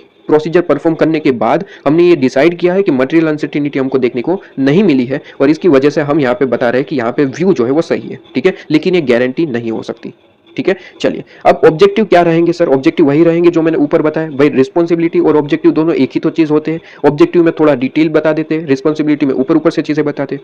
तो कहते हैं कि सर ऐसे 570 के हिसाब से, ऐसे 570 के हिसाब से हमारा एज एन ऑडिटर ऑब्जेक्टिव क्या रहेगा, हमारा एज एन ऑडिटर ऑब्जेक्टिव क्या रहेगा। तो कहता है कि हमें ऑब्टेन करना है सफिशिएंट एंड एप्रोप्रिएट एविडेंस, कि हम यहाँ पे देख पाए कि सर मैनेजमेंट ने जो यहाँ पे गोइंग कंसर्न यूज किया है बेसिस, क्या वो अप्रोप्रिएट है या फिर नहीं। सबसे पहले तो एविडेंस ऑब्टेन करेंगे।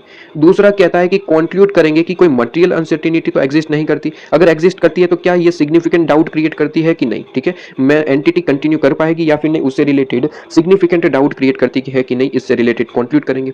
और तीसरा रिपोर्ट कर देंगे एज रिक्वायर्ड बाय ऐसे, ठीक है। तीन चीजें ऐसे 570 के हिसाब से ऑडिटर का क्या ऑब्जेक्टिव रहेगा, तो तीन चीजें, अप्रोप्रिएट ऑडिट एविडेंस ऑब्टेन करना, सफिशिएंट एंड अप्रोप्रिएट, ठीक है, कि जो मैनेजमेंट ने गोइंग कंसर्न जो यूज करा है वो अप्रोप्रिएट है या फिर नहीं, उससे रिलेटेड ऑडिट एविडेंस ऑब्टेन करेंगे। दूसरा कहता है कंक्लूड करेंगे कोई मटेरियल अनसर्टेनिटी तो नहीं, अगर है तो कहता है कि क्या वो सिग्निफिकेंट डाउट क्रिएट कर रही है कि फ्यूचर में एंटिटी नहीं चल पाएगी ऐसा कुछ, ठीक है, और रिपोर्ट कर देंगे। उसके बाद सब कुछ जानने के बाद क्या ही करते हैं, रिपोर्ट ही करते हैं, ठीक है। तो ये चीज आपके पास में। इसके बाद कहता है कि sir risk assessment procedure as an auditor में परफॉर्म करना पड़ता है। देखिए लिंक है सारी की सारी चीजें। यहाँ पे क्या कहा सर ऑब्जेक्टिव में, हमें ऑडिट एविडेंस ऑब्टेन करना है। एविडेंस कैसे मिलता है सर, प्रोसीजर परफॉर्म करने से। तो ये अब उसके बाद का नेक्स्ट पॉइंट आ गया कि प्रोसीजर कैसे परफॉर्म करेंगे, ठीक है। सारी की सारी चीजें लिंक है। सबसे पहले तो आपको कहा कि सर मैनेजमेंट क्या करेगा, तीन चीजें फैक्टर्स को यहाँ पे ध्यान में लेगा, ठीक है। उसके बाद आपको क्या बताया कि मैनेजमेंट ऑडिटर की रिस्पॉन्सिबिलिटी क्या है, तो कहता है कि ऑडिट एविडेंस ऑब्टेन करना। उसी के हिसाब से ऑब्जेक्टिव बता दिए कि भाई ऑब्जेक्टिव क्या है, ऑडिट एविडेंस ऑब्टेन करना, कंक्लूड करना और रिपोर्ट करना, ठीक है। अब नेक्स्ट ये बता रहा है कि ऑडिट एविडेंस ऑब्टेन में क्या करेंगे आप, ठीक है। तो कहता है कि रिस्क असेसमेंट प्रोसीजर परफॉर्म करेंगे, ठीक है। लेकिन ध्यान रहे सर ऑडिटर को यहाँ पे बताया गया है कि रिस्क असेसमेंट प्रोसीजर तो तब परफॉर्म करेंगे ना जब मैनेजमेंट ने उनसे रिलेटेड प्रीलिमरी असेसमेंट किया होगा, ठीक है। देखिए गोइंग कंसर्न से रिलेटेड डिसीजन लेने का काम किसका है, मैनेजमेंट का। तो सबसे पहले उसे प्रीलिमरी असेसमेंट तो करना ही पड़ेगा, ठीक है। अगर उन्होंने किया है तो ही तो उसके बेसिस पे हम अपना रिस्क असेसमेंट प्रोसीजर परफॉर्म कर पाएंगे, क्योंकि वही तो डिटेल हमारे लिए बेस होगी जिसपे हम रिस्क असेसमेंट प्रोसीजर परफॉर्म करेंगे, ठीक है। तो ये चीज तो आपके पास में इंपॉर्टेंट बन जाती है। तो कहता है कि अगर मैनेजमेंट ने असेसमेंट परफॉर्म कर लिया है तो ऑडिटर क्या करेगा, तो फिर आगे काम हम हमारा करेंगे। कहेंगे कि भाई डिस्कस करेंगे कि वेदर मैनेजमेंट हैज आइडेंटिफाई, कोई इवेंट या फिर कंडीशन आइडेंटिफाई हुई है, मैनेजमेंट को डिस्कस करेंगे कि क्या कोई ऐसे इवेंट और कंडीशन जानने को मिले जो सिग्निफिकेंट डाउट क्रिएट करे, ऐसा कुछ जानने को मिला है, ये हम पूछ लेंगे मैनेजमेंट से, ठीक है, अगर आपने परफॉर्म किया है तो। लेकिन मैनेजमेंट ने अगर असेसमेंट परफॉर्म किया ही नहीं है तो हम यहाँ पे एज एन ऑडिटर मैनेजमेंट के साथ ये डिस्कस करेंगे तो आपने क्यों परफॉर्म नहीं किया, ठीक है, रीजन सबसे पहले डिस्कस करेंगे। और फिर हम पूछेंगे कि तो आपने गोइंग कंसर्न का बेस क्या लिया, अगर असेसमेंट ही आपने परफॉर्म नहीं किया, ठीक है, तो गोइंग कंसर्न का आपने बेस क्या लिया, ठीक है। इंक्वायरी करेंगे और देखेंगे कि क्या और कोई सिग्निफिकेंट डाउट आपको क्रिएट हो रहा है, ऐसा दिखाई दे रहा है या फिर नहीं, ठीक है। क्योंकि देखिए मैंने अभी कहा कि गोइंग कंसर्न के बारे में कंपलसरी मैनेजमेंट को यहाँ पे व्यू करना पड़ता है। तो व्यू करने के लिए क्या करना पड़ता है सर, मैनेजमेंट को असेसमेंट करना पड़ा होगा। अगर असेसमेंट नहीं किया है तो सीधी सी बात है कि हमें डाउट क्रिएट होगा कि भाई बिना असेसमेंट किए कैसे मैनेजमेंट ने डिसाइड कर लिया कि गोइंग कंसर्न है या फिर नहीं, ठीक है। तो इसके लिए हम डिसाइड करेंगे कि क्या आपका, डिस्कस करेंगे मैनेजमेंट के साथ कि क्या आपका बेस रहा ये गोइंग कंसर्न के डिसीजन के बारे में, ठीक है। आपने कैसे ले लिया, मतलब असेसमेंट किए बिना ही कैसे डिसीजन ले लिया, ये हम प्रूव करेंगे, ठीक है, डिस्कस करेंगे। और इंक्वायरी करेंगे कि क्या और कोई इवेंट और कंडीशन तो आपको नहीं दिख रही है जो सिग्निफिकेंट डाउट क्रिएट करे, ठीक है। ये चीज आपके पास में, तो दो चीजें हो गई। इसके बाद कहता है कि क्या क्या इवेंट और कंडीशन हो सकती है जो सिग्निफिकेंट डाउट क्रिएट कर सकती है। तो उसके कुछ एग्जांपल दिए हैं। तो तीन तरीके के इवेंट और कंडीशन हो सकते हैं। सबसे पहले फाइनेंशियल इवेंट, ऑपरेटिंग, और तीसरे आपके पास में हो जाते हैं अदर कोई इवेंट हो सकते हैं या फिर कंडीशन, ठीक है। फाइनेंशियल, ऑपरेटिंग, अदर, इसमें से आपको जो है याद रखने 4 पॉइंट है, कोई भी 4 पॉइंट आप याद रख सकते हैं, 4 पॉइंट, ठीक है। लेकिन 4-5 याद रखने, लेकिन पढ़ने सारे, ठीक है, क्योंकि ऐसा होता है कि एमसीक्यू में पूछे जाते हैं कि पूछा ये जाता है कि फॉलोइंग, आपको कुछ यहाँ पे ऑप्शन दे रखे, कौन सा ऑप्शन फाइनेंशियल इवेंट कंडीशन का नहीं है। तो 3 सही होगी, 1 गलत होगा। तो 3 सही होंगे तो ये अगर आपने सारा रीड करा है तो आपको पता चलेगा कि ये फाइनेंशियल स्टेटमेंट, फाइनेंशियल इवेंट का ही एग्जाम्पल है। ठीक है। तो याद आपको कोई भी 4-5 रखने, लेकिन रीड सारे कर लेने, ठीक है। फाइनेंशियल इवेंट मतलब कि जो फाइनेंशियल चीज़ है, नेट लायबिलिटी आपको ज़्यादा दिख रही है तो ये डाउट क्रिएट कर सकता है। एडवर्स सिचुएशन देख रही है फाइनेंशियल रेशियो में, ठीक है, तो आपको डाउट क्रिएट कर सकता है। डिसकंटिन्यू लग रहा है, ठीक है, क्योंकि आप डिविडेंड के बारे में आप जो है डिसाइड किया हुआ पे नहीं कर रहे, अरियर पे अरियर चल रहा है, तो वो आपका डाउट क्रिएट कर सकता है। आप क्रेडिटर को पेमेंट ही नहीं कर पा रहे, तो ये डाउट क्रिएट कर सकता है कि भाई कल दिन बिजनेस बंद हो जाएगा, ठीक है। ये सारी चीज़ें ऑपरेटिंग मतलब कि आपके ऑपरेशन से रिलेटेड कि लेबर डिफिकल्टीज देखने को मिल रही है, ठीक है। शॉर्टेज देखने को मिल रही है सप्लायर के इंपोर्ट के हिसाब से, मतलब कि सप्लायर के पास से हमें अभी स्टॉक ही नहीं मिल रहा। अगर स्टॉक नहीं मिलेगा, ठीक है, रॉ मटेरियल वगैरह नहीं मिलेगा तो बिजनेस ही बंद हो जाएगा, ठीक है। ये सारी चीजें। इसके बाद अदर कोई यहाँ पे सिचुएशन हो सकती है, ये भी याद रखिएगा। ये आपको पूछा जा सकता है 4 नंबर में, 4 नंबर में चारों पॉइंट पूछे जा सकते हैं, ठीक है। ये सिंपली रीड करने एग्जाम्पल है बेसिकली, और कुछ नहीं है, ठीक है। इसके बाद आ जाइए यहाँ पे, ये पॉइंट तो मैं आपको ऑलरेडी बता चुका हूँ कि सर अगर आपका जो मैनेजमेंट ने प्रीलिमिनरी असेसमेंट किया है तो एज एन ऑडिटर हम क्या करते हैं सर, हम जो है इसका चेकिंग करते हैं, इवेल्युएट करते हैं कि सब कुछ सही किया है या फिर नहीं, ठीक है। और दूसरी चीजें भी देख लेते हैं कि कोई सिग्निफिकेंट डाउट क्रिएट करे, ऐसा कोई इवेंट कंडीशन तो नहीं है। ये तो चीज मैंने ऑलरेडी आपको बता दी। लेकिन important point MCQ point of view से इंपॉर्टेंट पॉइंट जो मैं ऑलरेडी आपको बता चुका हूँ कि सर गोइंग कंसर्न के बारे में डिसीजन लेना, व्यू बनाना, ये मैनेजमेंट की ही रिस्पॉन्सिबिलिटी है और किसी की नहीं, ठीक है। तो कहता है कि sir it is the auditor's responsibility to it is not the auditor's responsibility to rectify the lack of analysis by the management.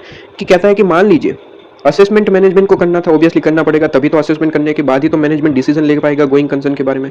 तो गोइंग कंसर्न के बारे में मैनेजमेंट को डिसीजन लेना था, उसके लिए असेसमेंट करना था। लेकिन मान लीजिए असेसमेंट किया ही नहीं, या फिर किया तो आधा अधूरा कर दिया।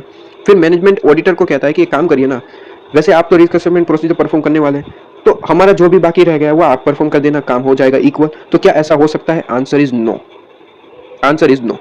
मैनेजमेंट का काम मैनेजमेंट को ही करना पड़ेगा। जो ऑडिटर जो भी चीजें परफॉर्म करता है वो कहीं से भी उसे रेक्टिफाई नहीं कर पाता जो मैनेजमेंट ने लैक कर दिया, ठीक है। वो मैनेजमेंट की गलती है, हमेशा रहेगी, हमेशा रहेगी। मैनेजमेंट की गलती है, ऑलवेज उसकी मैनेजमेंट की गलती ही रहेगी। ये चीज भी मैं आपको ऑलरेडी बता चुका हूँ कि गोइंग कंसर्न के बारे में जब भी आप डिसीजन ले रहे हैं, फ्यूचर फोरकास्ट आप बना रहे हैं, तो ऑलवेज ध्यान रहे सर एटलीस्ट 12 मंथ का आपको बनाना ही बनाना है, ठीक है। ये आपका रूल है, अकाउंट में आप ऑलरेडी पढ़ चुके हो कि एटलीस्ट 12 मंथ का तो बनाना पड़ता है। 12 मंथ से ज्यादा का आप जो है फोरकास्ट बना रहे हैं उससे रिलेटेड कोई दिक्कत नहीं है, लेकिन एटलीस्ट 12 मंथ के बारे में आपको फोरकास्ट करना ही पड़ेगा कि एटलीस्ट 12 मंथ तक तो हमारा बिजनेस चलेगा ही चलेगा, उससे रिलेटेड कोई दिक्कत नहीं आने वाली, इंसॉल्वेंट नहीं होने वाला हमारा, ठीक है। हम लोग इंसॉल्वेंट नहीं होने वाले 12 मंथ तक, ठीक है। ये चीज आपको कंफर्म करनी ही पड़ेगी एटलीस्ट, ठीक है, एटलीस्ट 12 मंथ, ओके।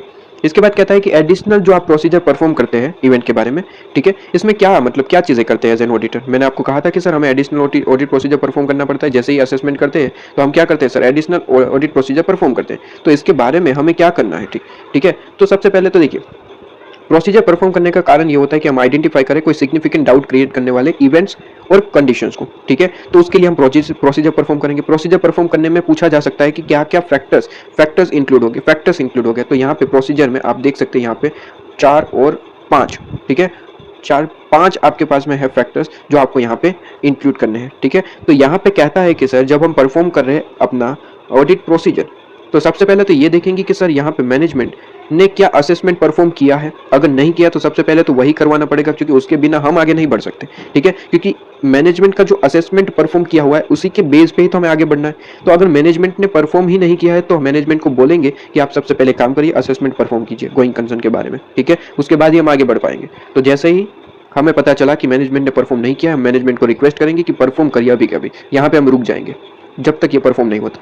जैसे ही परफॉर्म हो जाता है उसके बाद आगे बढ़ेंगे, इवेल्युएट करेंगे कि मैनेजमेंट का फ्यूचर प्लान और एक्शन क्या है, ठीक है, और क्या वो फिजिबल है या फिर नहीं, क्या वो रेलिवेंट है, फिजिबल है, ये चेक करेंगे। तीसरा पॉइंट फ्यूचर जो आपके पास में कैश फ्लो, जिसे हम कहते हैं कि हम प्रिपेयर करवाएंगे, मैनेजमेंट प्रिपेयर करेगा कैश फ्लो फोरकास्ट, ठीक है, कैश फ्लो फोरकास्ट और एनालिसिस प्रिपेयर करेंगे कि हमारा फ्यूचर में कैश फ्लो किस तरीके से रहेगा, कितना रहेगा, ये सारी चीजें। फिर हम क्या देखेंगे, ये प्रिपेयर करवाने के बाद हम ये देखेंगे कि सर ये रिलायबल है या फिर नहीं, और डिटरमाइन करेंगे कि ये जो मैनेजमेंट ने ये बनाने में एजम्पशंस लिए होंगे ये एडेक्यूट है या नहीं, ठीक है, ये एडिक्यूट है या नहीं। और चौथा कहता है कि कंसीडर करेंगे कोई एडिशनल फैक्ट और इन्फॉर्मेशन है तो उसे भी कंसीडर करेंगे, ठीक है। और यहाँ पे 5वां पॉइंट जो है वो रिटर्न रिप्रेजेंटेशन लेंगे, इसे भी हाईलाइट कर लीजिएगा, ये तो हर जगह आता ही आता है, ठीक है। रिटर्न रिप्रेजेंटेशन ले लेंगे, मैनेजमेंट के पास जरूरत पड़ी तो TCWG के पास से भी ले लेंगे, ठीक है। चलिए 5 पॉइंट है। सबसे पहला कहता है कि मैनेजमेंट के पास या सबसे पहले तो ये डिसाइड करिए कि मैनेजमेंट ने असेसमेंट परफॉर्म किया है या फिर नहीं। अगर नहीं किया तो थोड़ी देर रुक जाना, उनके पास से ये काम करवा लीजिए, उसके बाद आगे बढ़िए, ठीक है। उसके बाद आगे बढ़ेंगे, पूछेंगे मैनेजमेंट से कि भाई आपका फ्यूचर प्लान और एक्शन क्या है, क्या वो फिजिबल है या फिर नहीं, ये हम डिसाइड करेंगे। तीसरा, मैनेजमेंट से प्रिपेयर करवाएंगे कैश फ्लो फोरकास्ट।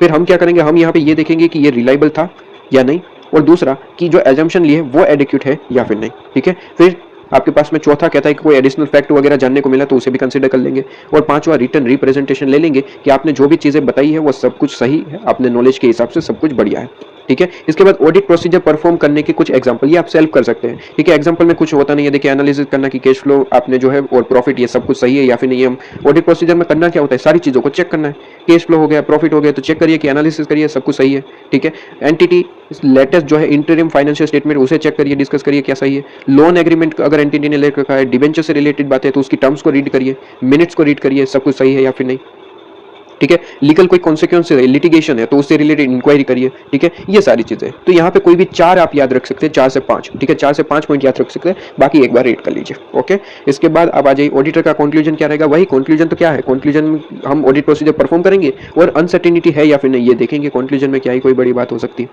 ठीक है। इसके बाद आ जाइए adequacy of disclosure when event और condition have been identify and material uncertainty exist. अब यहाँ पे कहते हैं कि सर अभी अभी आपने क्या किया सर, ऑडिट प्रोसीजर परफॉर्म किया, ठीक है। मैंने पहले ही बताया कि सर ऑडिट प्रोसीजर परफॉर्म क्यों करना है, ताकि हम यहाँ पे जान पाए कि कोई सिग्निफिकेंट डाउट क्रिएट करे, ऐसी कोई मटेरियल अनसर्टेनिटी तो नहीं है ना। अगर ऐसी कोई मटेरियल अनसर्टेनिटी है तो क्या होगा और नहीं है तो क्या होगा, ठीक है। तो ये जो 5 पॉइंट परफॉर्म किए क्यों किए, क्योंकि हम सिग्निफिकेंट डाउट क्रिएट करने वाले ऐसे मटेरियल अनसर्टेनिटी के बारे में जान पाए कि क्या मटेरियल अनसर्टेनिटी है या फिर नहीं, ठीक है। तो जैसे ये 5 पॉइंट परफॉर्म किए उसके बाद का नेक्स्ट टॉपिक आ गया कि अगर मटेरियल अनसर्टेनिटी हुई तो क्या होगा, उसके बाद कहता है कि मटेरियल अनसर्टेनिटी नहीं हुई तो क्या होगा, और उसके बाद ये टॉपिक खत्म, ठीक है। मतलब ये टॉपिक मतलब कि ये अनसर्टेनिटी वाला टॉपिक, उसके बाद तो कंटिन्यू है थोड़ा सा, ठीक है। तो यहाँ पे कहता है कि अगर मटेरियल अनसर्टेनिटी हुई तो क्या करेंगे, एग्जिस्ट करती है तो क्या करेंगे। तो बहुत ज्यादा सिंपल कहता है auditor shall determine financial statement जो है उसके अंदर उसको एडिक्वेटली डिस्क्लोज किया है या फिर नहीं, ठीक है। किसने डिस्क्लोज किया होगा सर, मैनेजमेंट ने, मैनेजमेंट का काम है ना ये, मैनेजमेंट ने आइडेंटिफाई किया होगा ना, कोई इवेंट्स है कोई कंडीशन है तो वो मटेरियल अनसर्टेनिटी क्रिएट करता है, तो मैनेजमेंट को उसे फाइनेंशियल स्टेटमेंट में एडिक्वेटली डिस्क्लोज करना चाहिए था। तो एज एन ऑडिटर हमारी क्या यहाँ पे जो लाइबिलिटी बनेगी, रिस्पॉन्सिबिलिटी, ड्यूटी क्या है, हमारी ड्यूटी ये है कि हम देखेंगे कि मैनेजमेंट ने प्रॉपर्ली डिस्क्लोज किया या फिर नहीं, ठीक है। डिस्क्लोज करना हमारा काम नहीं है, मैनेजमेंट का काम है, मैनेजमेंट ने किया या फिर नहीं ये हम देखेंगे, ठीक है, कि एडिक्वेटली डिस्क्लोज हुआ है या फिर नहीं हम देखेंगे, ठीक है। इसके बाद डिस्क्लोज करेंगे क्लियरली मटेरियल अनसर्टेनिटी है क्या, ठीक है, ये डिस्क्लोज करेंगे और चीजें ये बताएंगे कि सर मटेरियल अनसर्टेनिटी ऐसी है कि जो हमारी लाइबिलिटी है एंटिटी की उसे रिलीज करने के लिए हमारी असेट भी सफिशिएंट नहीं है, मतलब कि असेट कम है लाइबिलिटी ज्यादा है, इसलिए इसे हम कहते हैं मटेरियल अनसर्टेनिटी। ये चीजें क्लियरली बताएंगे, ठीक है, ये चीजें क्लियरली बताएंगे। तो दो चीजें, सबसे पहले तो एडिक्वेटली डिस्क्लोज हुआ है ये इवेंट और अनसर्टेनिटी, ठीक है, ये देखेंगे, और दूसरा हम यहाँ पे ये देखेंगे कि आपके पास में डिस्क्लोजर में क्या आपने ये बताया कि sir release its asset unable है, हम अनेबल है, एंटिटी अनेबल है कि release its asset and discharge its liability in the normal course of business. Clear, दो पॉइंट है आपके पास में, अगर मटेरियल अनसर्टेनिटी एग्जिस्ट हो जाती है तो, ठीक है। अगर मटेरियल अनसर्टेनिटी एग्जिस्ट नहीं है, मतलब कि कोई मटेरियल अनसर्टेनिटी नहीं है, तो फिर क्या ही दिक्कत है, ठीक है। जो भी इवेंट और आपको जो कंडीशन देखने को मिली हम यहाँ पे फाइनेंशियल स्टेटमेंट में रिपोर्टिंग में बता देंगे बस, और ये भी बता देंगे कि इसमें कोई मटेरियल अनसर्टेनिटी हमको देखने को नहीं मिली, ठीक है, बात खत्म। इसके बाद कहता है कि सर पॉइंट नंबर आगे बढ़ते हैं, implication for the auditors report. कहता है कि सर सभी कुछ हमने कर लिया, ठीक है, सभी कुछ कर लिया, लेकिन कुछ ऐसे पॉइंट्स आ जाते हैं। कहता है कि गोइंग कंसर्न के बारे में हमने सब कुछ जान लिया, लेकिन हमें उसके बाद पता चला कि सर ऑडिटर ने हमें ऑडिट प्रोसीजर परफॉर्म किया। ऑडिट प्रोसीजर परफॉर्म क्यों किया, वापस एक बार सर ऑडिट प्रोसीजर परफॉर्म क्यों किया, ताकि हम जान पाए सिग्निफिकेंट डाउट क्रिएट करने वाली कोई मटेरियल अनसर्टेनिटी है या फिर नहीं, ठीक है। इसलिए हमने 5 पॉइंट के ऑडिट प्रोसीजर परफॉर्म किए, ठीक है जी, हाँ जी सर ये सही है।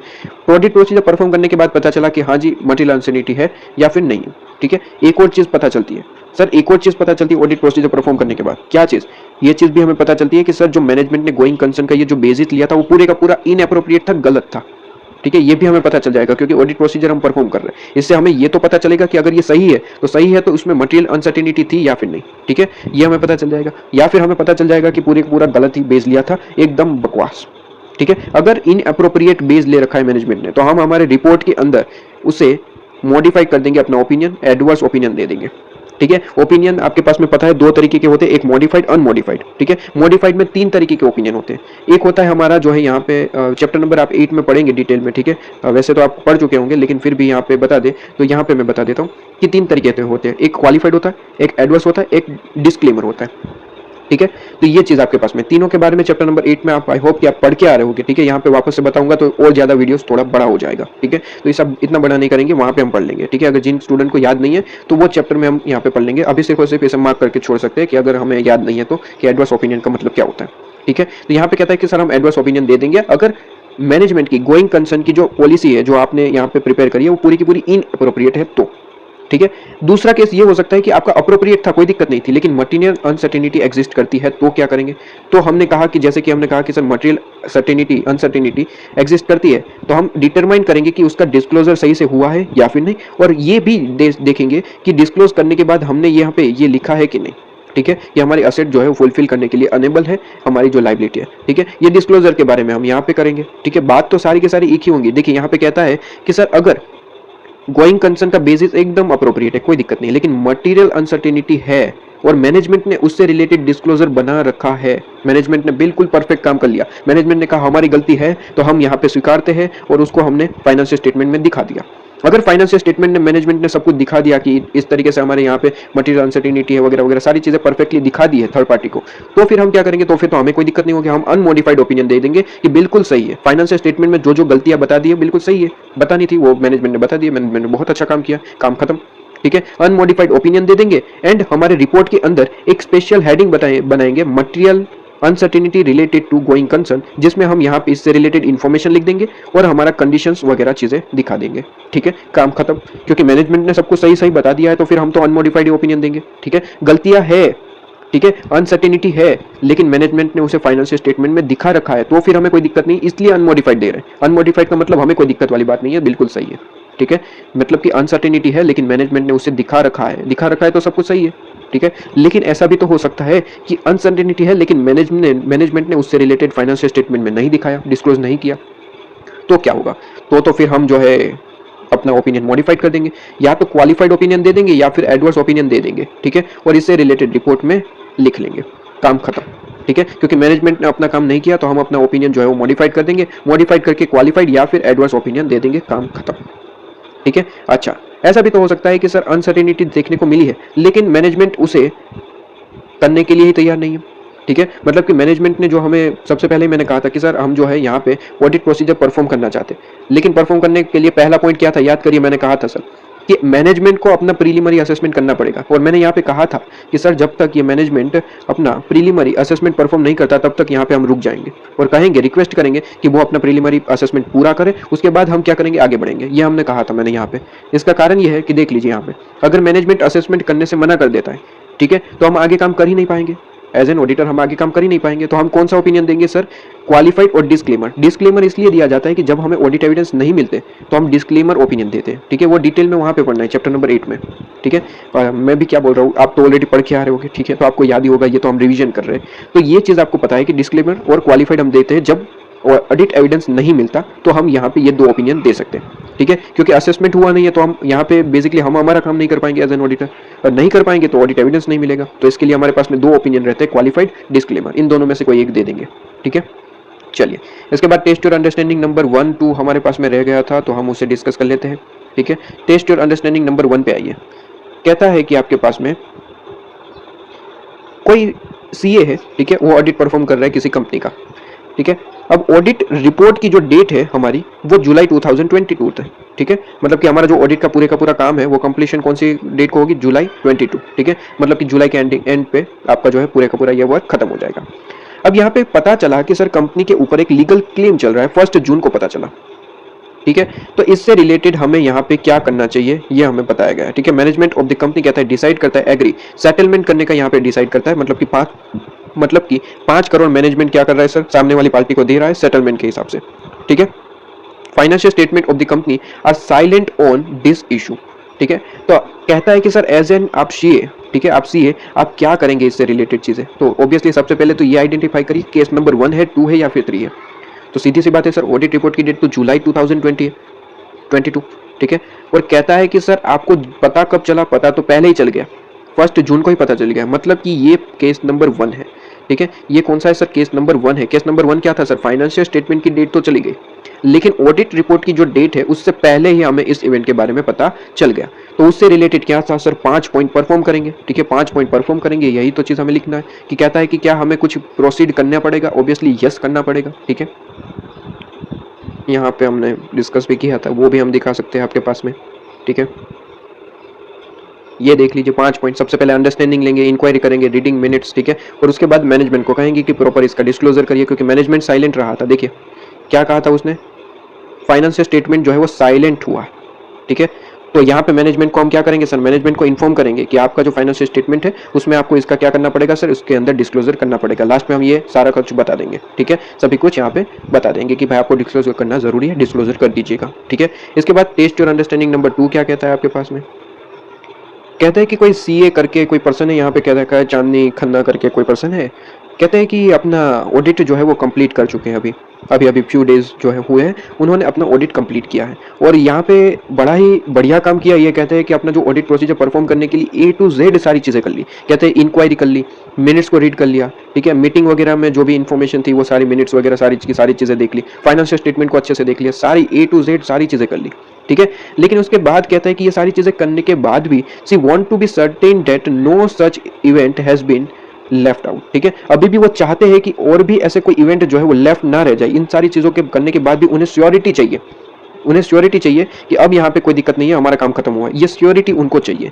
तो कहता है कि इनको क्या करना चाहिए, तो याद करिए सर 5 पॉइंट, याद करिए 5 पॉइंट। ठीक है, अभी क्या है, कौन सा केस है सर, कौन सा केस है, फाइनेंशियल स्टेटमेंट की डेट चली गई है। ठीक है, लेकिन अभी ये जो ऑडिट का जो कंप्लीशन अभी हम उन्होंने किया है, लेकिन अभी डेट नहीं गई होगी। ठीक है, उन्होंने तो ऑडिट प्रोसीजर परफॉर्म अभी किया है। ठीक है, तो सर 5 पॉइंट। ठीक है, चाहे डेट चली गई है नहीं गई है, हम एक चीज ऑलवेज लेते हैं, उसका नाम है रिटर्न रिप्रेजेंटेशन।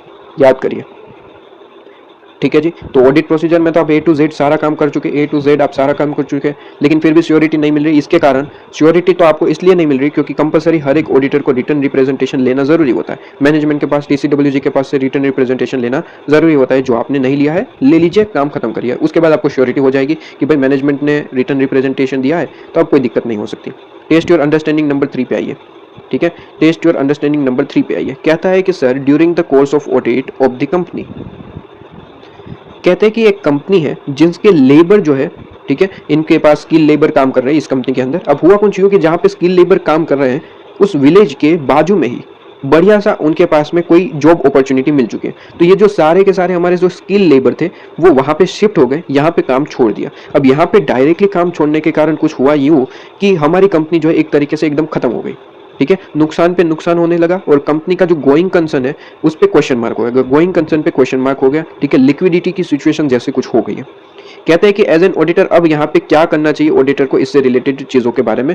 कहता है कि what audit procedure may be perform by auditor in such situation. ठीक है, तो हमने वही 5 पॉइंट पढ़े, वही लिख देना है कि सर आपके पास में जो 5 पॉइंट हमने पढ़ा है कि सर एडिशनल प्रोसीजर हमें परफॉर्म करना पड़ता है, वही 5 पॉइंट कि सबसे पहले तो मैनेजमेंट ये बताएगा कि हमने जो है असेसमेंट परफॉर्म किया है या फिर नहीं।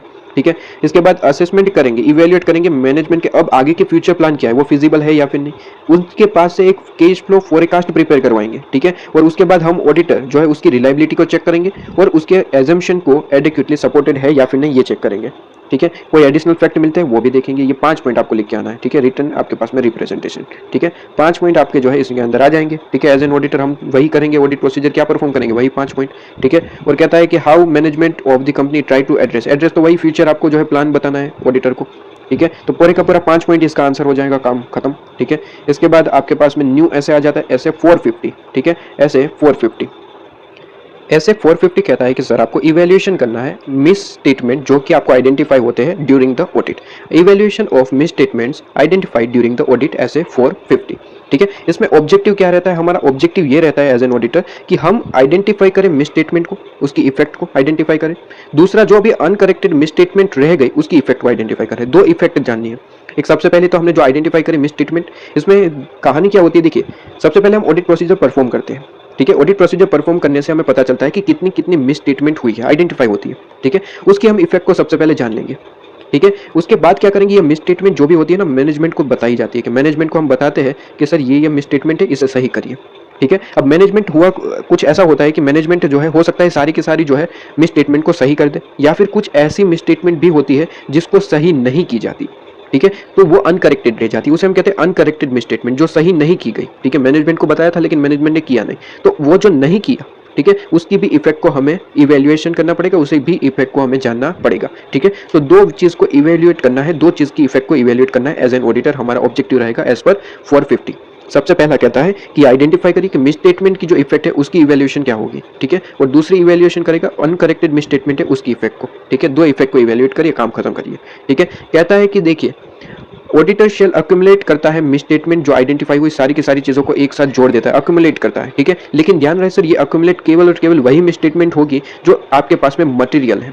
ठीक है, मटेरियल है, मतलब कि जो इमटेरियल है उस चीजों को यहाँ पे अक्यूमुलेट नहीं किया जाएगा। तो कहता है other than those which are clearly trivial है। ठीक है, ट्राइवियल बोल सकते हैं, ट्रिवियल बोल सकते हैं, उसका मतलब होता है इमटेरियल चीजों को यहाँ पे अक्यूमुलेट नहीं किया जाता।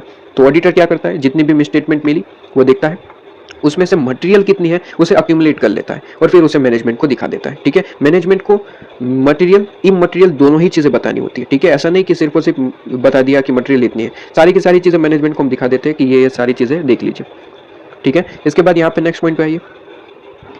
सर कहते हैं कि अगर ऑडिटर को मिस स्टेटमेंट मिला, ठीक है, तो मिस स्टेटमेंट की क्या चीज हम करते हैं, हमारा ऑब्जेक्टिव क्या है, इफेक्ट को जानते हैं। ठीक है, अब इफेक्ट को जानने के बाद ऑडिटर को लगा कि सर हमें ओवरऑल जो हमने ऑडिट स्ट्रेटेजी बनाई और प्लान बनाए उसको रिवाइज करना पड़ेगा। ठीक है, ये रिवाइज करना पड़ेगा, ये आपको पता चला तो हमें रिवाइज करना पड़ेगा। ठीक है, ये चैप्टर नंबर 2 आप जो आपका है, स्ट्रेटेजी और ऑडिट प्लान बनाने की जवाबदारी किसकी, रिस्पॉन्सिबिलिटी किसकी है सर, ऑडिटर की। ऑडिटर ही ऑडिट स्ट्रेटेजी बनाता है, प्लान बनाता है और ऑडिट परफॉर्म करता है। लेकिन कुछ ऐसे मिसस्टेटमेंट देखने को मिल सकते हैं जिसकी वजह से एज एन ऑडिटर हमें क्या करना पड़ता है सर, हमें चेंज करना पड़ेगा, रिवाइज करना पड़ेगा हमारा ऑडिट स्ट्रेटेजी और प्लान को। लेकिन कैसे, कौन से ऐसे सर्कमस्टांसेस हो सकते हैं, तो कहता है कि इफ अगर हमें ये जानने को मिला कि एग्रीगेट जो मिसस्टेटमेंट है अक्यूमुलेटेड, ठीक है, वो मटेरियल हो सकता है, मतलब कि बड़ी वाली गलतियां मिल चुकी है एग्रीगेट करके। एग्रीगेट का मतलब सारी चीजें मिला के। ठीक है, 100 रुपए की गलती एक केस में मिली। ठीक है, ऐसे 100 करके मान लीजिए 10 लाख रुपए की गलती मिल गई, तो 10 लाख रुपए तो इंपॉर्टेंट है, मटेरियल बन चुका। ठीक है, तो अब हमारी स्ट्रेटेजी और प्लान को रिवाइज करना पड़ेगा, उस तरीके से वापस से ऑडिट प्रोसीजर परफॉर्म करना पड़ेगा। सबसे पहला कारण ये। दूसरा कहता है कि सर डिटरमाइन मटेरियलिटी देखने को मिली एज पर 320, ऐसे 320 के हिसाब से डिटरमाइन मटेरियलिटी देखने को मिली, तो भी हमें अपना प्लान जो है और हमें स्ट्रेटेजी चेंज करनी पड़ेगी, रिवाइज करनी पड़ेगी। ठीक है, ये दो कारण की वजह से हमें जो है अपना प्लान और स्ट्रेटेजी चेंज करनी पड़ेगी। राइट, ये चीज क्लियर। ये ऐसे 320 हम पढ़ेंगे, रिवीजन करेंगे, वैसे तो आप पढ़ चुके होंगे, रिवीजन बाद में करेंगे। ठीक है, तो ये चीज है। तो क्वेश्चन आ सकता है कि सर एज एन ऑडिटर आपको कब ऐसा लगता है कि हमारी स्ट्रेटेजी और प्लान को रिवाइज करना पड़ेगा, तो सर दो चीज। सबसे पहले तो एग्रीगेट जो है मिस स्टेटमेंट जो अक्यूमुलेट की हमने, उसका एग्रीगेशन मटेरियल बन जाता है तो, और दूसरा मटेरियल डिटरमाइन हमें देखने को मिलता है। डिटरमाइन मटेरियलिटी दो तरीके की होती है, परफॉर्मेंस मटेरियलिटी, डिटरमाइन मटेरियलिटी। ठीक है, ये दो चीजों के बारे में हम पढ़ेंगे आगे, फिर रिवीजन करेंगे। ठीक है, ऐसे 320 के हिसाब से। ओके, इसके बाद कहता है कि ये सारी चीजें मिलने के बाद ऑडिटर क्या करेगा सर, ऑडिटर अपना प्लान और स्ट्रेटेजी तो रिवाइज करेगा ही करेगा, लेकिन साथ साथ में मैनेजमेंट को तो बताना पड़ेगा। अभी मैंने कहा सर मैनेजमेंट को बताना पड़ता है कि भाई ये चेंजेस करिए, इसे सही करिए। तो मैनेजमेंट को ऑडिटर रिक्वेस्ट करेगा कि ये जो आपने फाइनेंशियल स्टेटमेंट बनाए, फाइनेंशियल स्टेटमेंट का मतलब class of transaction, account balance और डिस्क्लोजर, ठीक है, ये चीज इसको वापस से आप एग्जामिन करिए और जो भी मटेरियल मिसस्टेटमेंट देखने को मिले हैं उसे सही करिए। ये हम क्या करेंगे sir, as an auditor management को रिक्वेस्ट करेंगे। अगर इफ मैनेजमेंट जो है वो एग्जामिन कर लेता है, ठीक है, तो फिर हमें कोई दिक्कत नहीं, हम फिर क्या करेंगे, एडिशनल प्रोसीजर परफॉर्म कर लेंगे। ठीक है, लेकिन अगर मैनेजमेंट मना कर देता है, मैनेजमेंट रिफ्यूज करता है, तो हम क्या करेंगे, तो हम यहाँ पे अंडरस्टैंड करेंगे कि रीजन क्या रहा, मैनेजमेंट क्यों मना कर रहा है। ठीक है, और साथ ही साथ ये रीजन जानने के बाद हम ये देखेंगे कि जो मना किया गया, ये जो मिसस्टेटमेंट है, क्या वो अंडरस्टैंडिंग लेंगे कि क्या वो हमारे फाइनेंशियल स्टेटमेंट को अफेक्ट कर रहा है, मतलब कि इसकी वजह से क्या हमारा financial statement free from material misstatement है या फिर नहीं। ठीक है, अगर फ्री फ्रॉम मटेरियल मिसस्टेटमेंट है, मतलब कि फाइनेंशियल स्टेटमेंट में कोई दिक्कत नहीं आ रही है, तो फिर कोई दिक्कत नहीं है। ठीक है, लेकिन अगर मटेरियल मिसस्टेटमेंट है, ठीक है, फ्री नहीं है, ठीक है, तो फिर क्या करना है वो भी हम देखेंगे। ठीक है, सबसे पहले इसके बाद नेक्स्ट पॉइंट कहता है कि evaluating the effect of uncorrected misstatement. कहता है कि भाई अनकरेक्टेड, मैनेजमेंट ने मना कर दिया कि ये मिसस्टेटमेंट हम नहीं करेंगे, ठीक है, तो उसके बारे में हम इवैल्यूएट करेंगे, इवैल्यूएशन करेंगे। इवैल्यूएशन कैसे करना है देखिए, कहता है कि ऑडिटर जो है डिटरमाइन करेगा कि ये जो अनकरेक्टेड मिसस्टेटमेंट है वो मटेरियल है इंडिविजुअली और एग्रीगेट। ठीक है, एक एक करके मटेरियल है, प्लस इन सबको जोड़ के भी क्या मटेरियल है या फिर नहीं, इसका इवैल्यूएशन करने का काम किसका है सर, ऑडिटर का। तो कहता है कि भाई size and nature of misstatement देखेंगे एंड अनकरेक्टेड जो मिसस्टेटमेंट है उसका इफेक्ट देखेंगे रिलेटेड टू प्रायर पीरियड। पहले से जो आता है उसका इफेक्ट हम देख लेंगे, पहले के पीरियड से जो भी चीज़ें हैं वही यहाँ पे देखने को मिली होगी, उससे रिलेटेड तो नहीं है, इसका इफेक्ट देख लेंगे। और दूसरा साइज एंड नेचर देख लेंगे कि कितना बड़ा है, क्या हमें इफेक्ट पहुंचा सकता है फाइनेंशियल स्टेटमेंट को, और इससे financial statement free from material statement रहेंगे या फिर नहीं, ये हमें देख लेना। ठीक है, ये दो चीज़। तो फिर से यहाँ पे एक काम करते हैं, पूरे का पूरा पढ़ लेते हैं, उसके बाद वापस से रिवाइज करेंगे। ठीक है, वापस से रिवाइज करेंगे। चलिए, तो ये चीज़ आपके पास में क्लियर। इसके बाद कहता है कि इसके बाद क्या कर लेना, कम्युनिकेट कर लेना TCWG के साथ। लेकिन ध्यान रहे सर, अगर चीज़ें सिग्निफिकेंट है ना तो TCWG एंड मैनेजमेंट, ये दोनों को बताना है। लेकिन अगर जो मैटर जो है वो सिग्निफिकेंट नहीं है तो केवल और केवल मैनेजमेंट को दिखाया जाता है। ये चीज़ ऑलवेज ध्यान रखिए कि अगर ये मैटर जो है वो सिग्निफिकेंट है तो मैनेजमेंट को तो बताना है, मैनेजमेंट को तो हर एक चीज़ बता देनी है।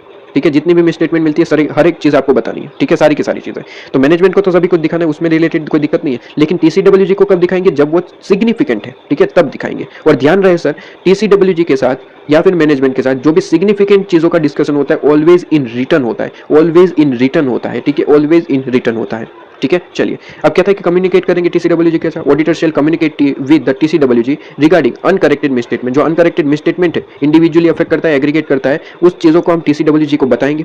ठीक है, और TCWG से रिक्वेस्ट करेंगे कि ये सारी चीज़ों को क्या किया जाए सर, रिक्वेस्ट करेंगे ये सारी चीज़ों को करेक्ट किया जाए। ठीक है, ये करेक्ट किया जाए, बस काम खत्म।